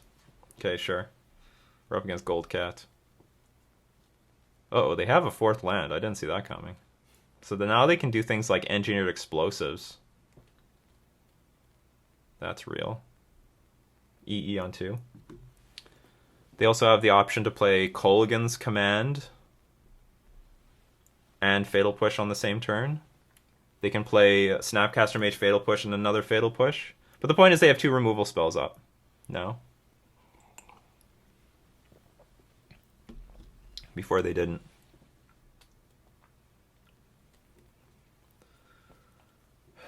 I think, again, though, if they pass here, I'm just going to take my turn. If they've got Colligan's Command in hand, then they're going to try to hit the Rajiri, and in response, I can Violin Lord. Or, at the very least, I can hope to draw a land and hold up Cryptic Command. And then it will be the super epic Royale victory! Or Victory Royale. I don't know, I did it in the wrong order. You order. should make a battle royale MTG. I don't know how that would work. But... Yeah, it's called Commander. Okay, never mind. Maybe that's why it's so popular. Okay, I'm going to take my turn. Come on, land.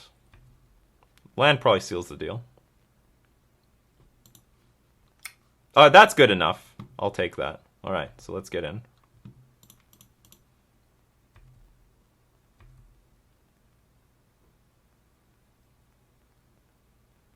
Nope.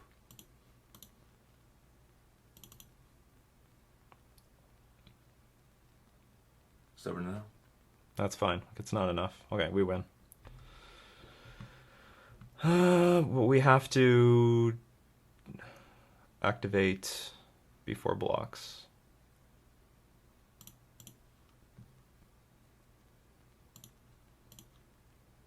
Look at that. If I drew Cryptic Command instead of that Wizard's Retort, I would lose. Yeah. So they can kill the Lord of Atlantis.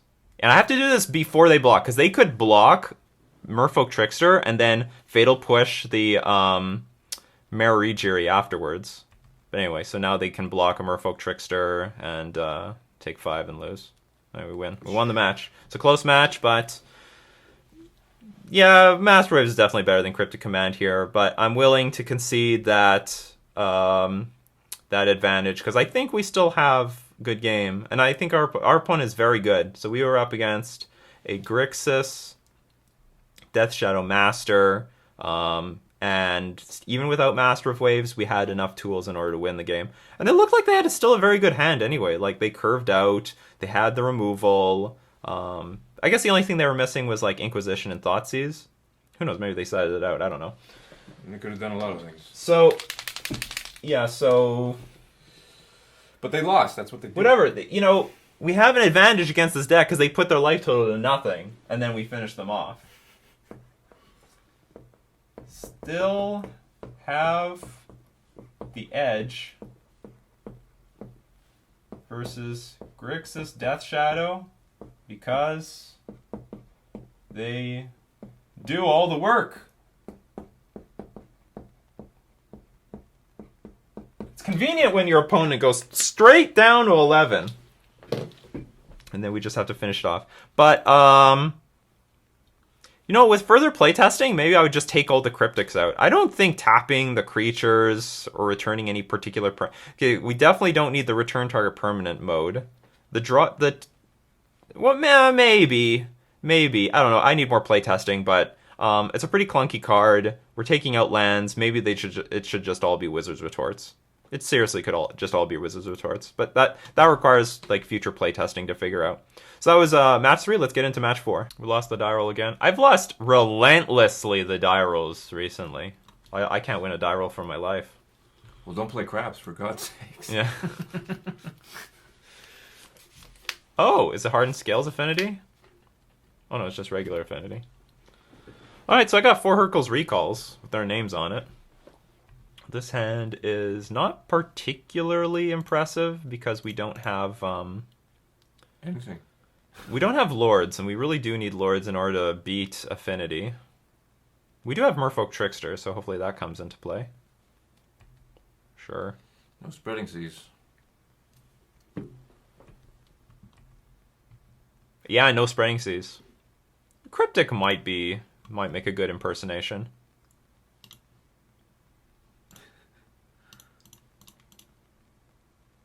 Show me the Silvergill. Guess that'll show them a Mist Caller. Yeah, I should have showed them the Silvergill. Now they know I've got Mist Caller, and I'm willing to block this Memnite. Well, I guess it doesn't matter. I got a Silvergill Adept on the board. It's not that big of a deal. That land is not very helpful to our plans.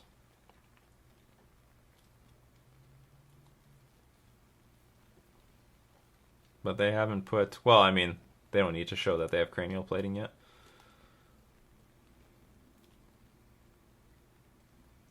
But as long as they're dirtling around a little bit, that's not too bad. It's not too bad for us. We can live with that. Another Vault Scourge. Not thrilled about seeing that, but whatever. So this is the sort of hands we can beat if we've got...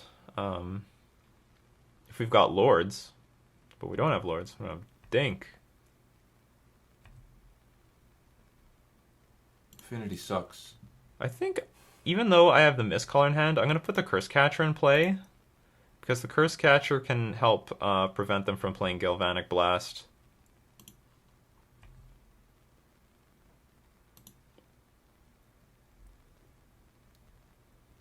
Two Merfolk Tricksters. That's interesting.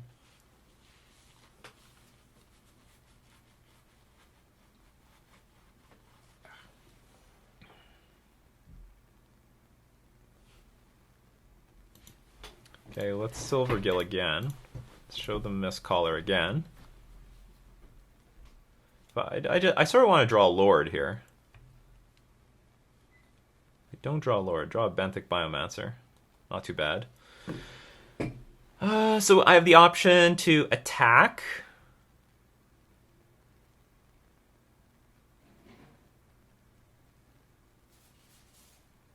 Because if the Arcbound wants to stay around, let's say Arcbound blocks Curse Catcher, if it wants to stay around, it has to start sacrificing artifacts. Not too bad for us.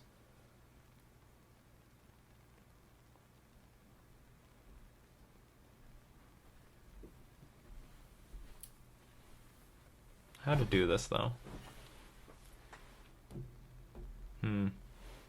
I sort of want to attack. And if they, like, block with Mem Knight, then whatever. But that's not a really good plan, either. I guess I'm just going to pass. No, I'm not going to pass. I need to play the Vial. Okay, we'll play the Vial. One more mana and one Cryptic Command and it's over. That's 2 cards. But we do have Biomancer, so maybe we can get there. That can be a problem. We do not have anything to beat Inkmoth Nexus. Stinkmoth. So I could attempt to kill the Vault Scourge, and if I do... Okay, let's see if we can kill a Vault Scourge. Because otherwise, it might encourage our opponent to go all in with an Arcbound Ravager on a Vault Scourge to keep it alive. And if the Arcbound is off the battlefield, that's not a bad thing either.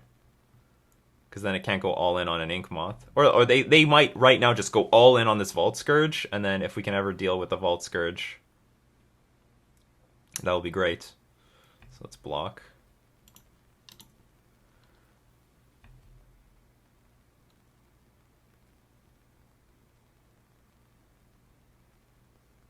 Yeah, I was thinking maybe double blocking was the correct move because of Galvanic Blast. That's unfortunate. Yeah, we have a second Merfolk Trickster up our sleeve, though. Actually, it's on the table. Yeah. Ba-dum-bum. Yeah. Ba-dum-bum.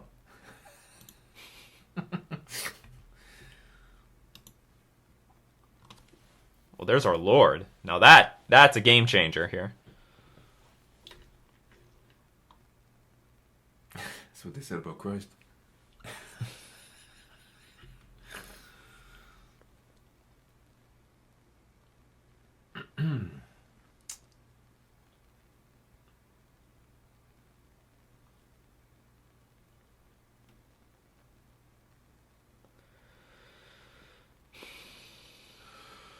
I can attack with a Mutavault too.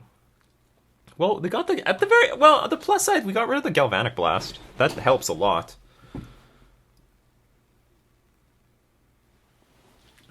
Is that a 1-of in their deck?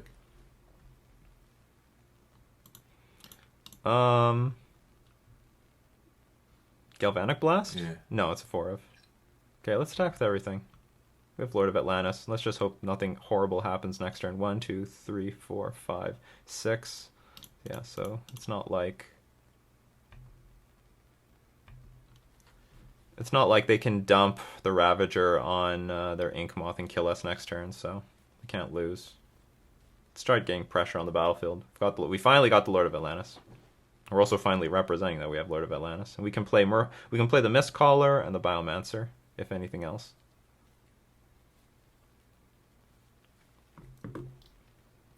They're about to lose it all. I don't know at all, but they're at least going to start throwing away their cards. Well, now here's an interesting... I don't actually have to play Lord of Atlantis. I could do nothing. Nah, you should put it in. Trade 3 for 3 here? No, you shouldn't. Lose nothing. There's no point. What's the point? Then they'll just... Because I think I can rebuild the board better than they can. That's the thing. I think they need these creatures. You need them too. No reason to lose a single thing. And if they put like a counter on the Vault Scourge, who cares? Their board is annihilated. No reason to lose a single thing. You don't have to.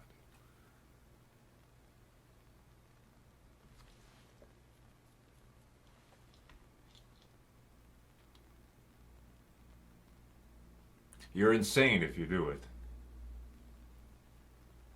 Because they're sacrificing everything anyway.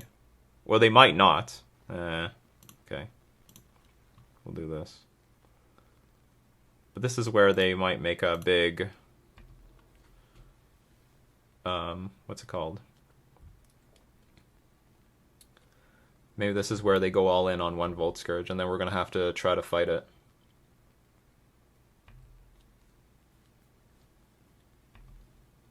Where's your island? Play your island. It's the only way we're going to get Island Walk now. Okay. Does Volskyrs And we're gonna baby this Merfolk Trickster for a little while, huh? Does Volskyrs have flying? Oh yeah. Okay, Mox Opal, that's good. Okay, still nowhere close to death. Okay, still sitting back with that Arcbound Ravager. All right, I see your strategy. Fine strategy.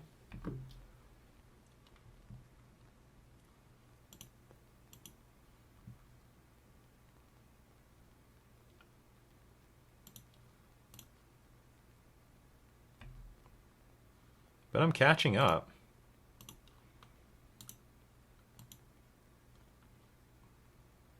We'll take this thing up, yeah. It's this one, right? Yes. This one, no. I think I'm willing to loot. Am I willing to loot right now? Yeah, because if I draw another land, then it's just the best thing I could do. If I draw that, that's better. So, discard this. And now attack with... Tap down and then swing with everything. No, don't want to tap down. I have to be careful. Gotta be careful. Gotta be careful and quiet.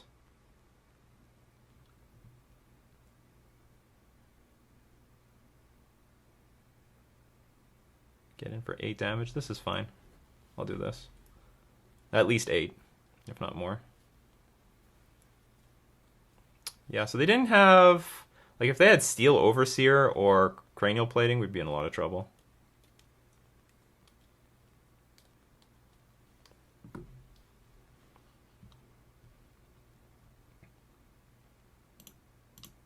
We have an extra attacker next turn. Right, so it looks pretty good. Looks good for us here. And Hurkyl's Recall is going to act like our Spreading Seas next game. Post-sideboard games. Alright, they're going all in. Or I guess not.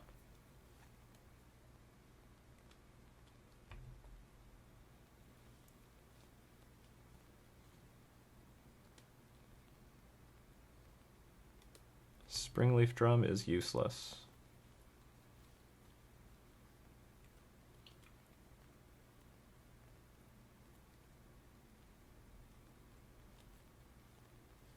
They have 4 blockers now.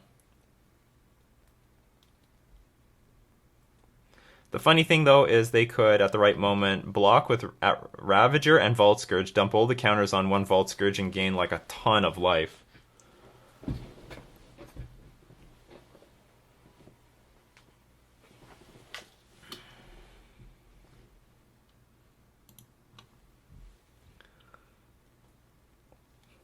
If they attack with the Vault Scourges, and I do nothing, and they dump all the counters on it, I can still Trickster it before damage, and they won't gain life. Okay, they are. So now, is it valuable for me to Trickster at end of turn, just so that I have an extra something on the board? They're effectively at... No, sorry, they can gain a lot of life. They can sack 1, 2, 3... 3 counters to this, 8. They can gain 9 life. That's crazy. But then after they do that, could you Trickster it and poof? In theory. Maybe I'm just going to attack, and then after they make a big block, so they're going to block 4 things. If they decide to go for Arcbound Ravager on something else, that's fine. They gain a bunch of life, but then I just Trickster it down and then re-attack the next turn.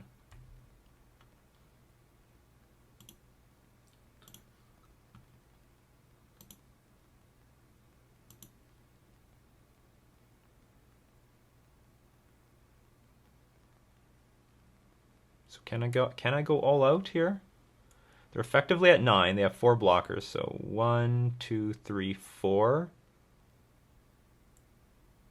Doesn't kill them. But it gets rid of basically everything on the board. If they want to take that line. And then we just Trickster the last thing. I think I'm willing to go for it. We lose a Lord. Yeah, I'm gonna do that.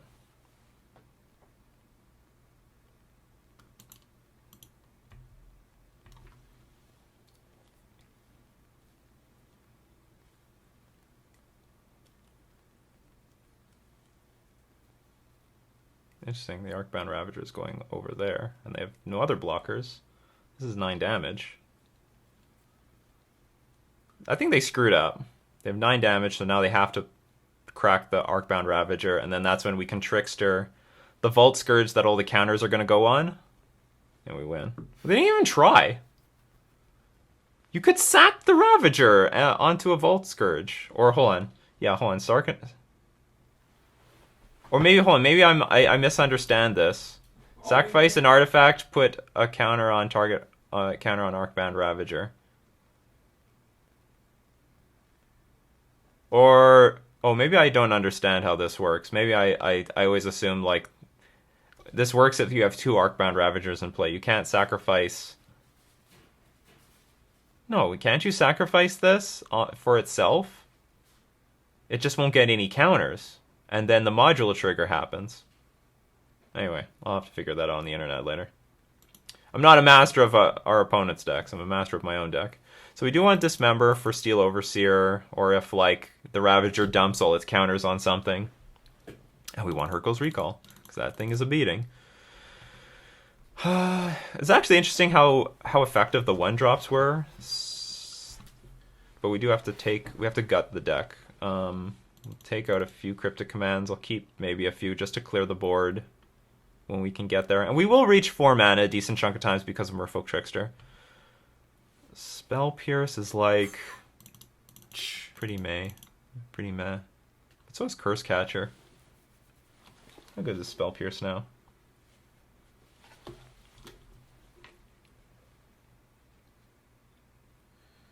Here's the thing, like, late game it's total trash, but at least we can cycle it with Biomancer now. Whatever, I guess this is just going to be our deck.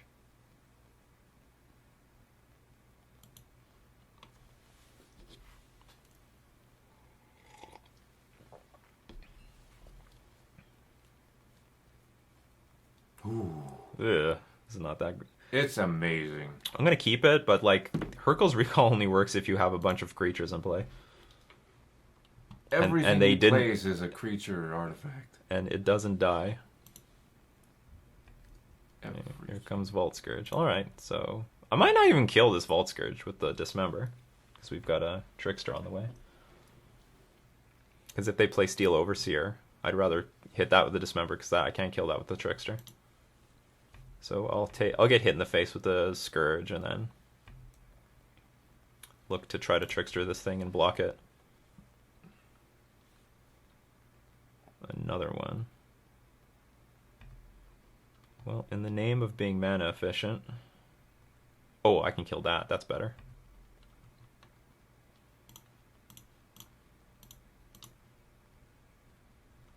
Signal Pest with Vault Scourge. Very annoying.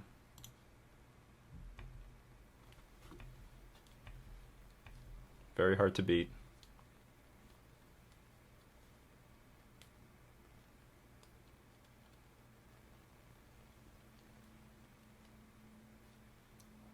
Ink Moth Nexus, Blink Moth Nexus, Mink Moth Nexus, Ravager. Sure.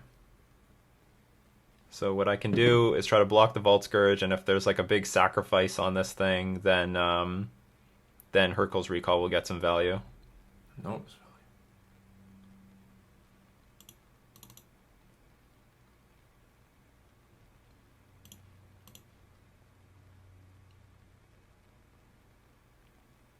Well, it might end up being just like a 2-for-1 or something. Galvanic Blast again. Same situation. Okay. I get hit.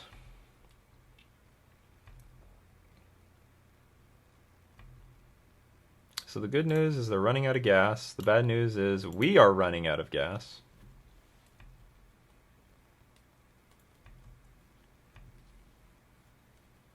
Oops. All these things have summoning sickness and they all cost mana. I wish their lands were artifacts though. That'd be a much would be much better for our Hercules recall.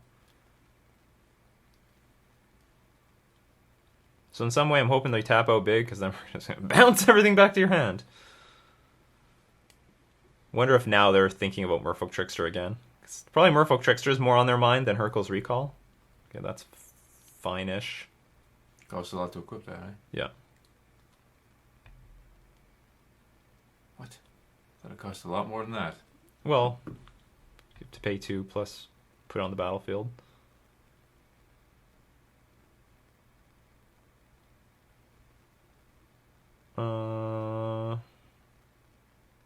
No blocks.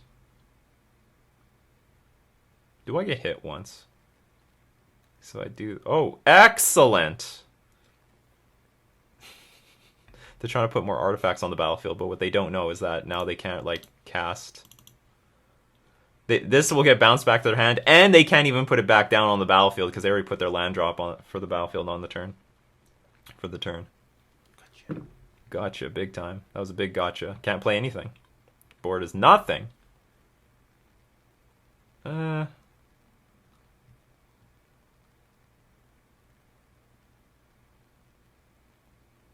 sort of want a Lord, if I can get it, instead of a Biomancer.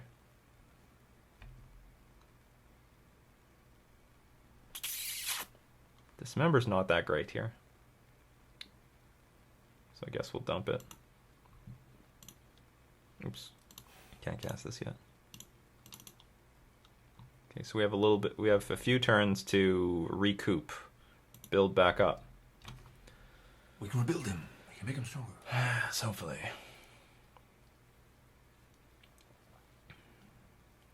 All your crap has summoning sickness. None of it has haste. None of it has haste. So just roll it out one turn at a time. And they'll pay life in order to cast the Vault Scourges. That helps too. You have no idea how screwed you are. But you'll learn soon. Oh, yes. Loot. Oh, actually, well, no, you could.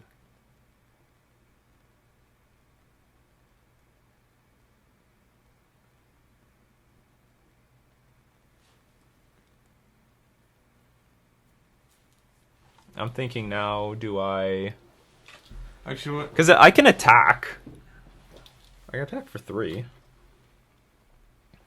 can attack for more than that. You can just bounce it all again. Because I can attack. If they want to make any hero blocks here, then I can Hercules again. I think I'll just attack for 3. I don't want to... I really don't want to attack with this Lord of Atlantis. Hero block. I need it. Alright, he's dead. There's no two ways about it. He's just dead. We do have lethal if they tap out big again. Oh, we can bounce the Darksteel Citadel. That's hilarious. He's gonna go for it. He has no choice.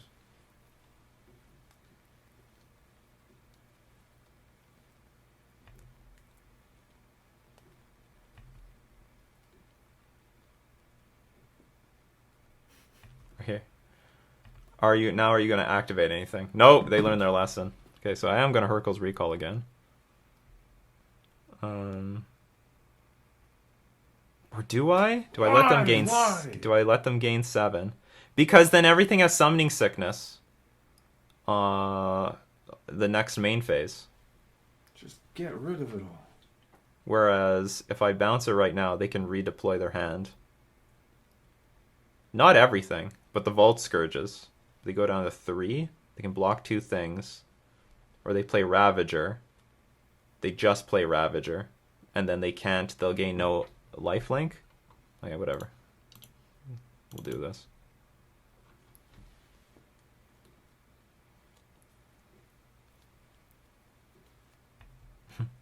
I've never been so empowered by Hercules Recall before.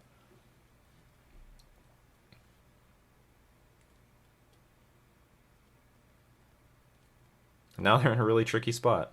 Okay, you have no land drop. Like, they're basically in a spot to play Ravager. Do you know what? And if they play Ravager, they got a chump block with it. Like, they got a chump block with it. They're in a spot where they just have to chump block.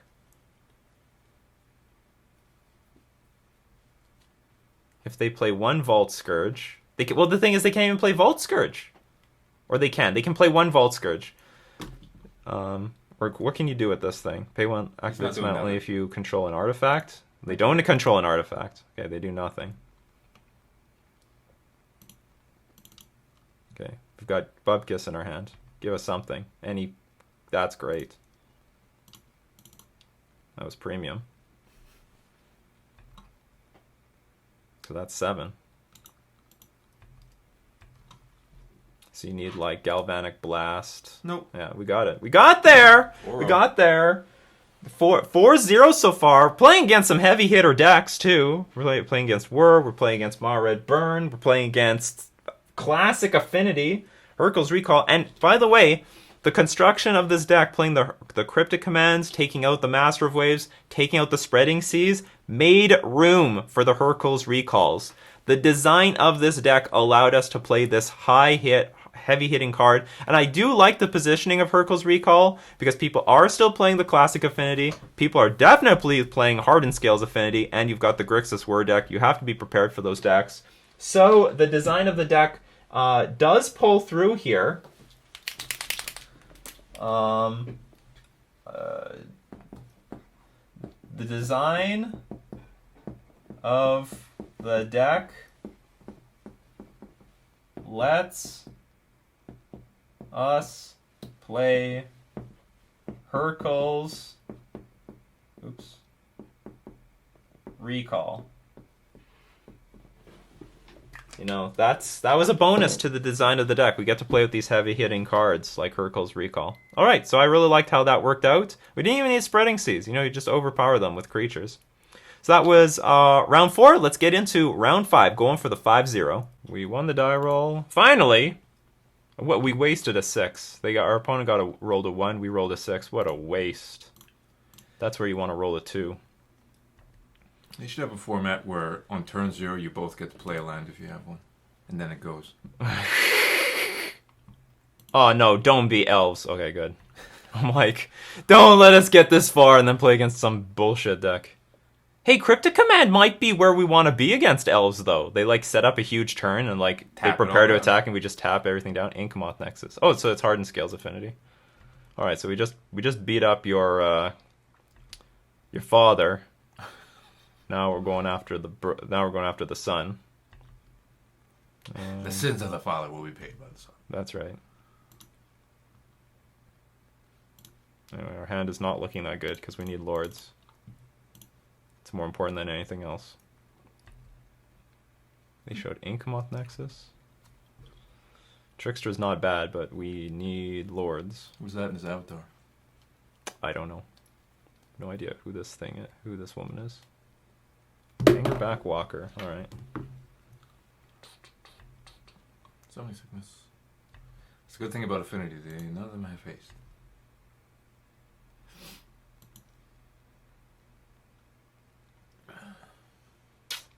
A lot of redraws.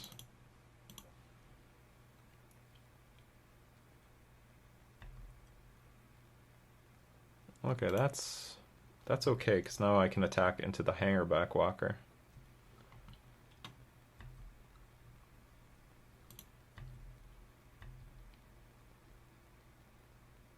Okay, no blocks, so I will not play Lord of Atlantis. Just hold on to it.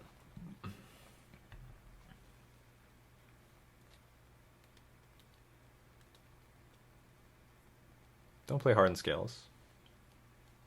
Don't do anything. Just don't do stuff. Arcbound Ravager. The new artwork.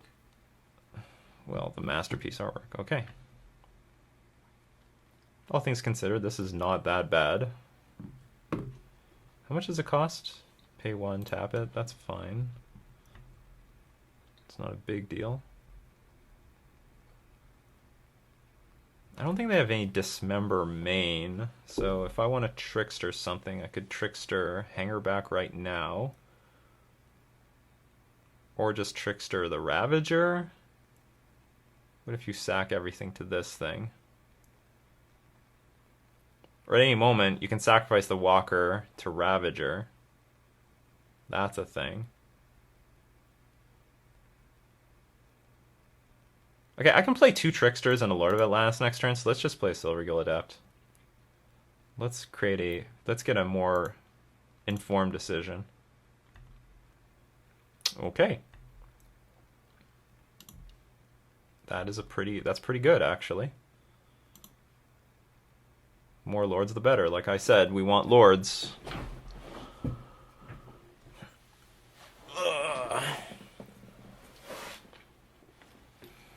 No, the difficulty thing is...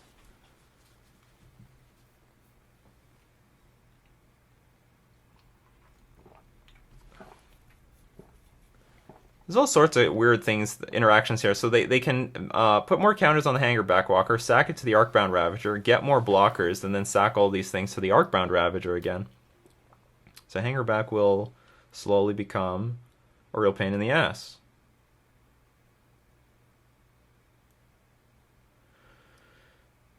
Or I just attempt to attack with everything.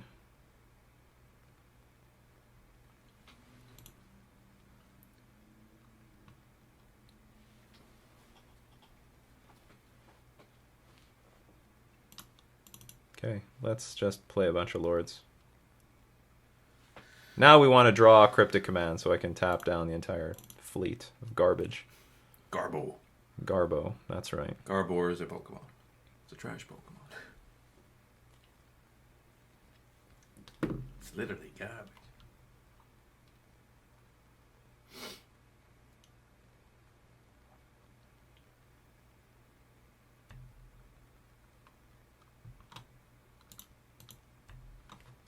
What's it gonna be?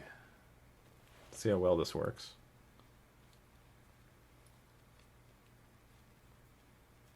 I mean, it might not. Whoa! Whoa, what's going on here? Shoot. Do I miscalculate something? Am I gonna die? No. Or maybe they plan to kill me with the Inkmoth Nexus. No, they just took a bunch of damage. Okay, put a counter. That's fair. Here comes mutagenic growth. And Might of Old Crows. That most definitely is not going to happen.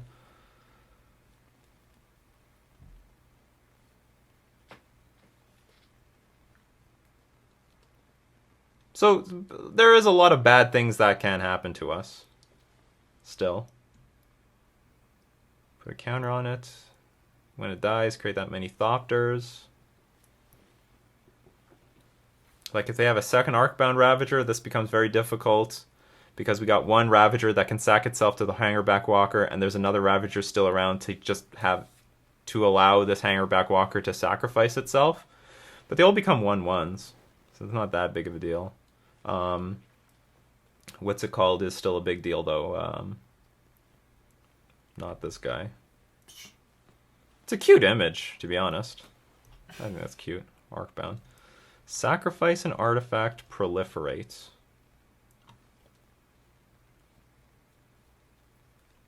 Don't know how much I like the sound of that.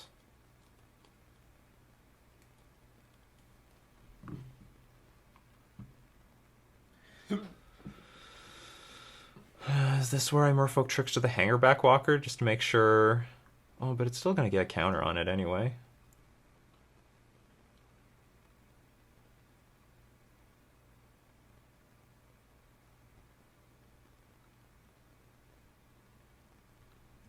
Okay, hold on. You choose any number of permanents and or players with counters on them and give them each another counter of a kind already there. So it can screw around with my Ether Vial. Okay, so if I want to do something, I got to do it right now with this Merfolk Trickster. So I'm not going to get an opportunity later. Choose any number of permanents and or players with counters on them. Yeah, so... Throne of Geth.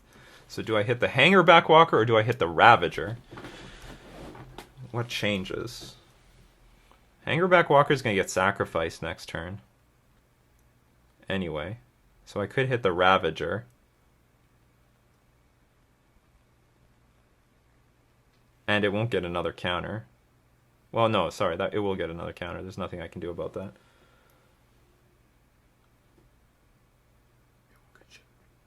I don't know what's the difference.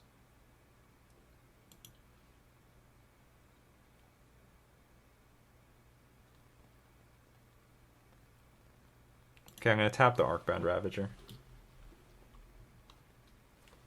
Because this thing is not going to get sacrificed. I have a feeling they're going to sacrifice the Hangerback Walker. Next turn. Cryptic Command. You'd win on the spot. Not Cryptic Command. So how many count? They could put quite a few counters on this Hangerback Walker. They can put a lot of counters on this Hangerback Walker. You can tap it down though. He'll only have like what for defense? Like, what's his exit strategy here? What's preventing this wall? The exit strategy is sack a million things to this Hangerback Walker. And then blow up the Hangerback Walker? No, how does that work? They don't have another sack outlet.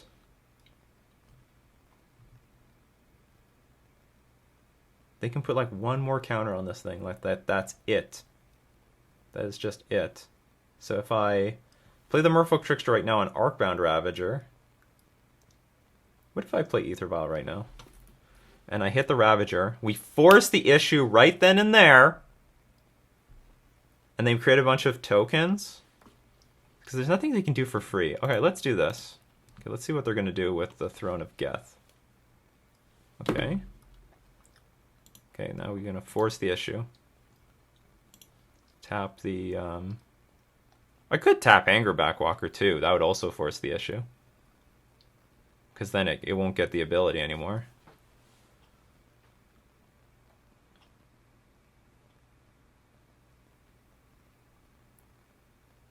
But then if you create 1 billion tokens... You don't create 1 billion tokens. You create 2 tokens. No, we're going to hit Ravager again. So you want to do something big, you got to do it now.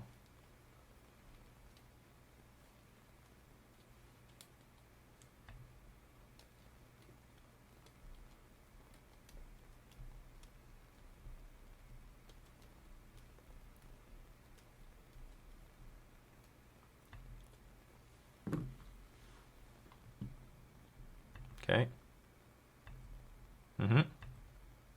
Do you have enough blockers? Oh, it goes to 5. I forgot about the modular.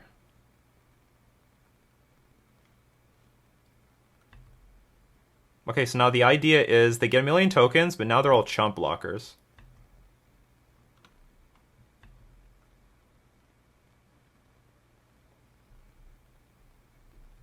Alright, this hopefully is going to be good enough. You could put Benny in, try to get a Vapor Snake. Yeah, I will. I'll do that. I'll take that line. Eggs Benedict.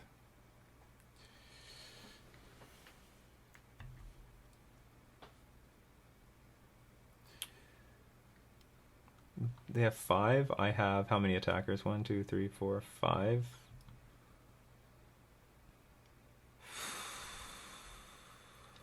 4, 5, 6. Not enough to kill me with the Inkmoth Nexus.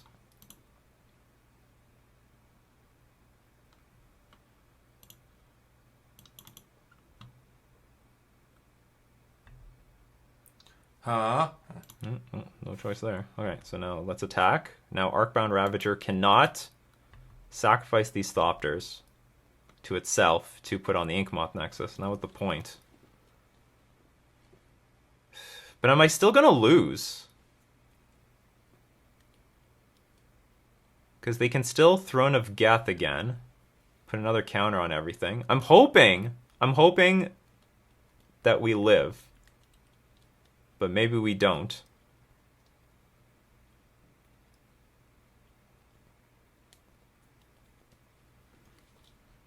Sacrifice an artifact, you gain life. Oh no, do we just die? Do I just not know how this works?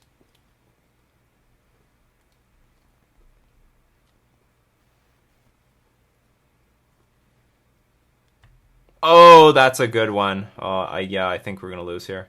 So they sacrifice Ravagers to themselves. Well, okay, we'll see what happens. But I'm pretty sure I'm dead. It doesn't feel good. So this goes to 5. They have 5, 6, 7, 8, 9. 10, right?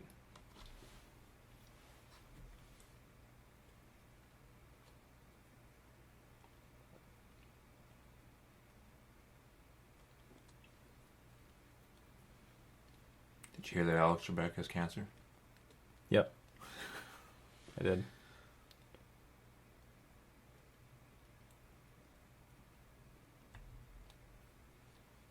Give my Biomancer another counter. So I'm pretty sure they win. I should really sit down with a Calculator. someone who knows this deck. So there's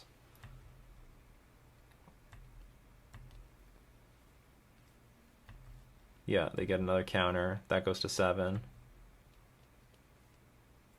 Then they can sacrifice everything. Damn, so close. Look, they just had enough. And he can't block? No, It's flying. That's flying. I concede. Really need that Vapor Snag. Damn, and we had the play. All right, so we're gonna bring in the Hercules Recall. Cards we don't want. We don't want Mistcaller. Don't think we want Curse Catcher either. I think I'm willing to have Spell Pierce because they have a lot of Spell Pierce targets. They have a lot of Spell Pierce targets. Oh, we want Dismember. Take out maybe 2 Cryptic Commands. Anything else I want? Not really. Cryptic Command looks good because you can tap down their team. So we might need the Cryptic Command. Get rid of Vial.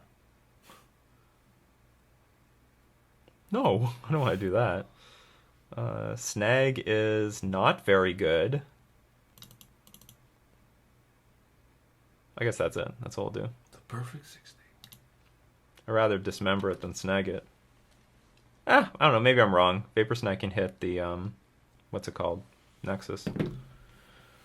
Yes, I'd like to play first again. Keep. Not bad. Not great. I'd like a 1-drop in this hand. But it's got Lords. I think we would have comfortably won the last game if we had Lords. Like, we had to dirtle too many turns. We're like, Silver Gilladept, Silver Gilladept, Silver Gilladept. And then eventually we got the momentum because we needed something like break through. Break on through to the other side. Well, that's annoying, but I mean, our hand can live without it. Live without Ether Vial. We'll still take the Ether Vial up just in case we draw Hercules Recall.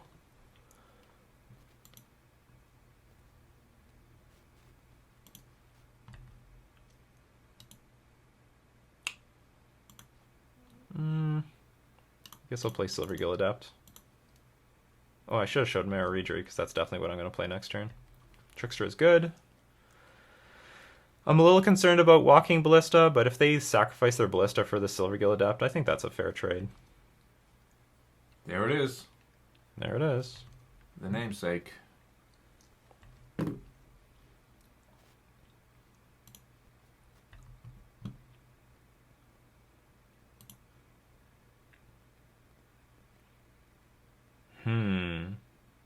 Now I feel like holding up the Pierce.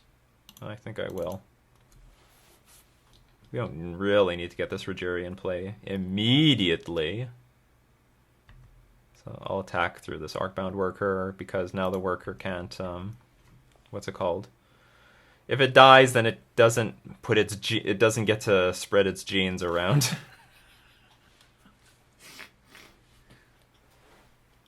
Hopefully there's something we can Spell Pierce here, though. We can certainly still just get obliterated by anything. Okay, we can pierce this, and we will. This deck only plays with like 20 lands. Ancient Stirrings is actually important for them to find lands. Like, screw all that.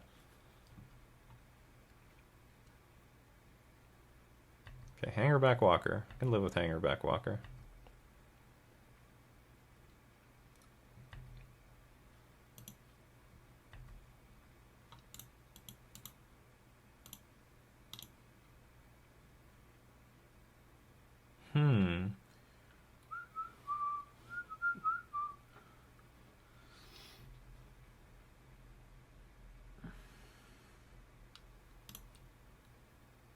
So I can play Lord of Atlantis, attack with Silver Gilladept, put all the damage on both these creatures, and then Trickster the Hangerback Walker so that it dies.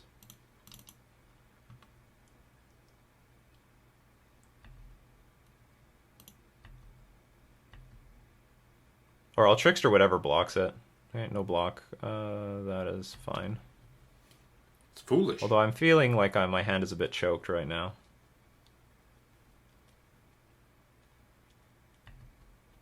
Like, I could have played Mara Regery and sort of represented something similar. Whatever. We can certainly die at any moment. Okay, that Stirrings. There's so many things to Spell Pierce. And they're all good. Like, Spell Piercing the Ancient Stirrings is good. Because they prevent them from finding, cards like this or Walking Ballista. Okay, sure. Now I feel like I have to baby this Trickster for the rest of the game. Well, now we need the Cryptic Command. Or Hurkyl's Recall. Yeah, Hurkyl's Recall's not bad.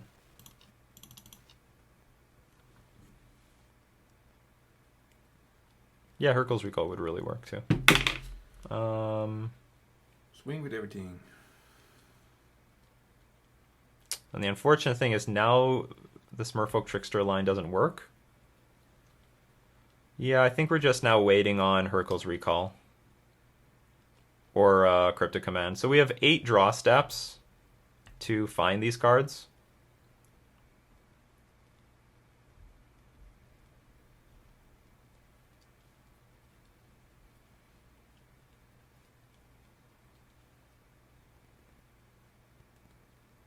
I have not seen... What the hell? I have not seen this before. Okay, so I don't know. Can we beat this? I don't know if we can beat this. Because what they can do is put a huge hurt on us. They can always put like a bunch of counters on Walking... Or they can sacrifice Arcbound Worker to the Ravager, putting the Modula trigger on the Walker. Sacrifice Walker for a bunch of counters. Sacrifice all the creatures to Ravager, and then onto Ballista.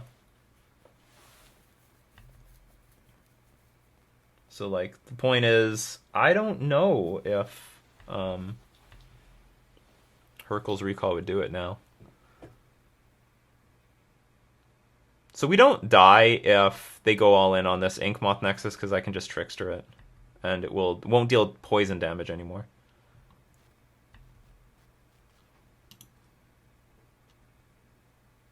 I have 2 Tricksters. Doesn't help me very much.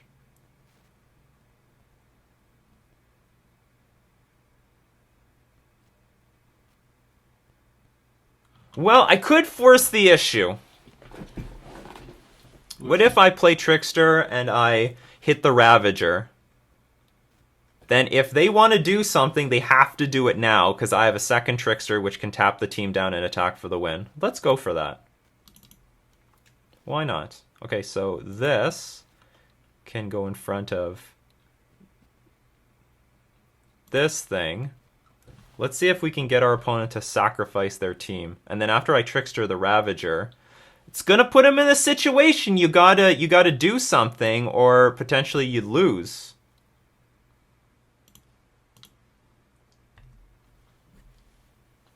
Do you want to risk it? For that biscuit. Yeah. Purina specifically. Oh, they're going... Okay, so they're going to sacrifice this Walker for sure. They're not going to take the chance.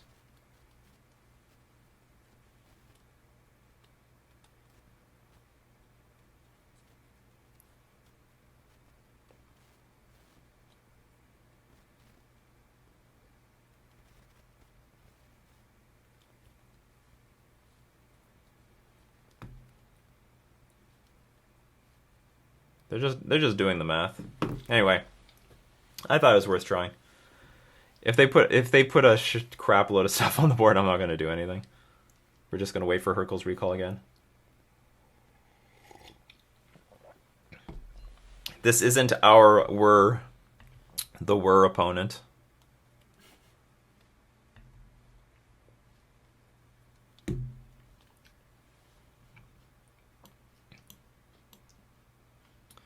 Okay, so what can we do here? We can now Walking Ballista.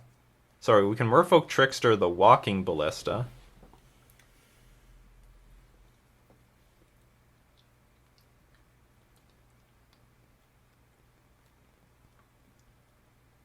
Oh, they're gonna get like a million of these tokens though, so it doesn't matter. Okay, we'll do this. So what are you gonna do? So now what they can do is, I guess they can. Okay, they're not gonna do anything. This is where Spreading Seas would be great. Oh no, it doesn't. Yeah. Spreading Seas would be great. We would win.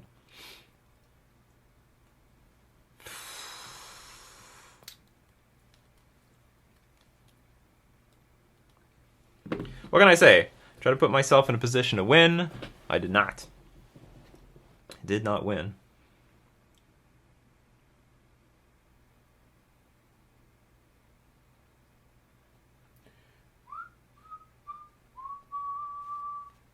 Yeah, wah, wah, wah. I mean, I can attack with everything, but it's meaningless. And then next turn, they can dump everything on the Ravager, and then dump everything on the Ballista.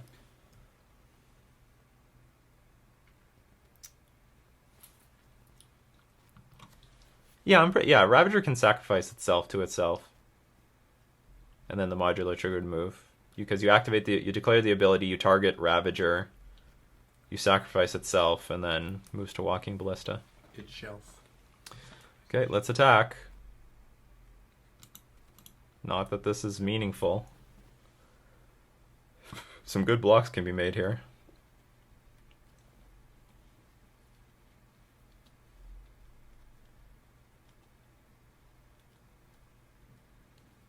What's our opponent doing?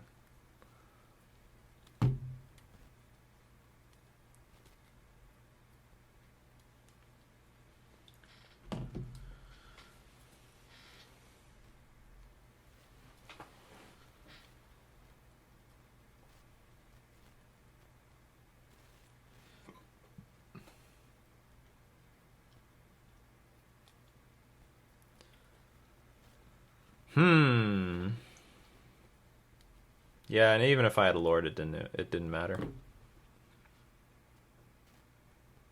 Alright. It all happens. I lose everything. I got in some damage. Some. Could have been done. There's just so many ways we can lose here. Okay. And now this is impossible. It's just completely impossible. We needed our Cryptic Command or Hurkyl's Recall. Well, I mean, on the plus side, we have 8 good cards in this deck to put us in a position to win the game.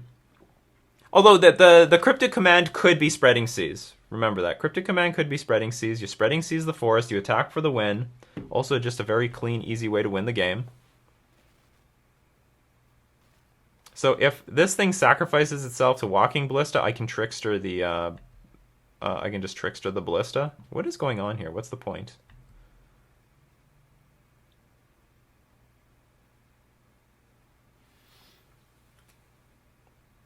I guess you intend on attacking?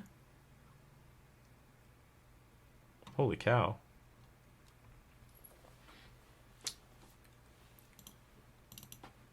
Well, I don't think this changes anything. I think I'm still going to lose miserably.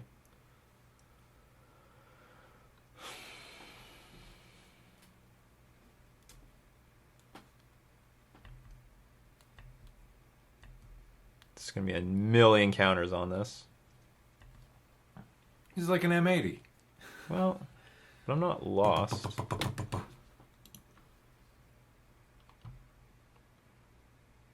Biomancer. Well, no, not really. I don't have anything in my hand. So Ballista will just shoot everything down. So what, it just takes like 7 counters? That's right. Bang, bang, bang, bang, bang, bang, bang, bang, bang.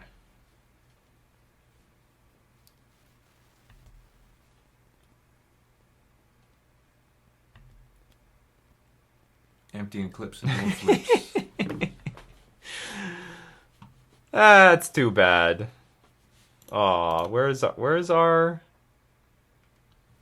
Hercules recalls? I'm gonna shoot this thing too. Well, oh shoot, I could adapt it again. Whatever, that's okay. I concede.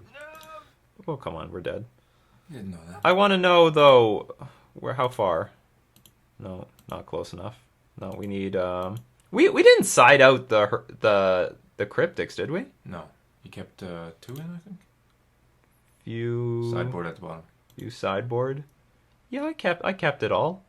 Oh, I forgot to bring in Wizard's Retort just to deal with Walking Ballista. I forgot about that. Yeah, that was a sideboarding mistake by me. I should bring in these counter spells to deal with, to just have more counter magic against Walking Ballista. And we could have just comfortably played like... Well, I don't know if we would have comfortably still won, because when there was like when there was a Hangerback Walker and an Arcbound Ravager on the battlefield, it would slowly accumulate value, and then just put a million blockers on the battlefield. But I would definitely make room for the Wizard's Retorts. I don't know what I would take out, but I would make room for these things. Yeah, not sure what I would take out, but I would make room for these things, just so that we have a chance at walking. And I don't know how many I would bring in. But still something to deal with the damn Walking Ballista. So, well, the deck still performed pretty well, I think. Like, I'm still performing very well with the deck. Is it there yet, though? Is it there yet? Like, I'm averaging, like, I don't know, 78% win rate. I've only gone 3-2 once. I got a bunch of 4-1s, but no 5-0s. No 5-0s. Still concerned about the Tron matchup. Still concerned about the Burn matchup. But there's like some matchups we're just ruining them, like against like, look at that. Again, we played against 3 affinity decks. All right, we played against 3 affinity decks. We played against 3 artifact decks. We played against affinity and Hardened Scales affinity. I think you want the 4 Hercules recalls in the sideboard if you can squeeze them in. I really think you really want this thing. And it acts like the Spreading Seas. Like, what do you need Spreading Seas for? You just Hercules recall and you like burn put everything back in the air. You already said last game. It'd be really nice to have it. Well, it'd be nice to have it, or it'd be nice to have Hercules recall. So I'm trying to weaken dependence on Spreading Seas, because it's not that It's not that necessary against like Grixis Death Shadow or Is It Phoenix, and you really don't want that card. In that matchup. And if you're on the draw against Burn or Mono Red Phoenix, then it's also still not significant. And I don't know if it's mandatory even if you're on the play. But I'm going to still explore the deck further. I don't know what else I will change, if anything. I sort of like the build as it is. I just need to know... I mean, I'm willing to Okay, so one thing I was thinking about, I'm willing to sacrifice one of these 1-drops for more Spell Pierces. Or Spreading Seas, because, you know, Spreading Seas even against Tron, or maybe like, or Hardened Scales affinity maybe is still worth it. But 8 1-drops also is sort of nice. Like, it helped us against affinity, against regular affinity. We just played a lot of 1-drops. We were very mana efficient. They were mana efficient. We were even more mana efficient, and we beat them. So that's possible. I just sacrificed one of these things. It's sort of logical to gut the Curse Catcher for 2 more Spell Pierces. So but like, how many counterspells do I need? But then I could play like maybe less Wizard's Retort for something else. I don't know. All ideas up in the air. Field of Ruin is up in the air. A lot of stuff. I think this is a cool deck. If you like the look of this deck, don't worry. I'm going to play test it more because I do believe in this thing, and I would like to explore it more into the future. So we're going to thank all my patrons supporting me on Patreon. We're also going to thank themanabase.com for being our sponsor. This has been Nikachu with his brother playing Cryptic Command Merfolk in Modern.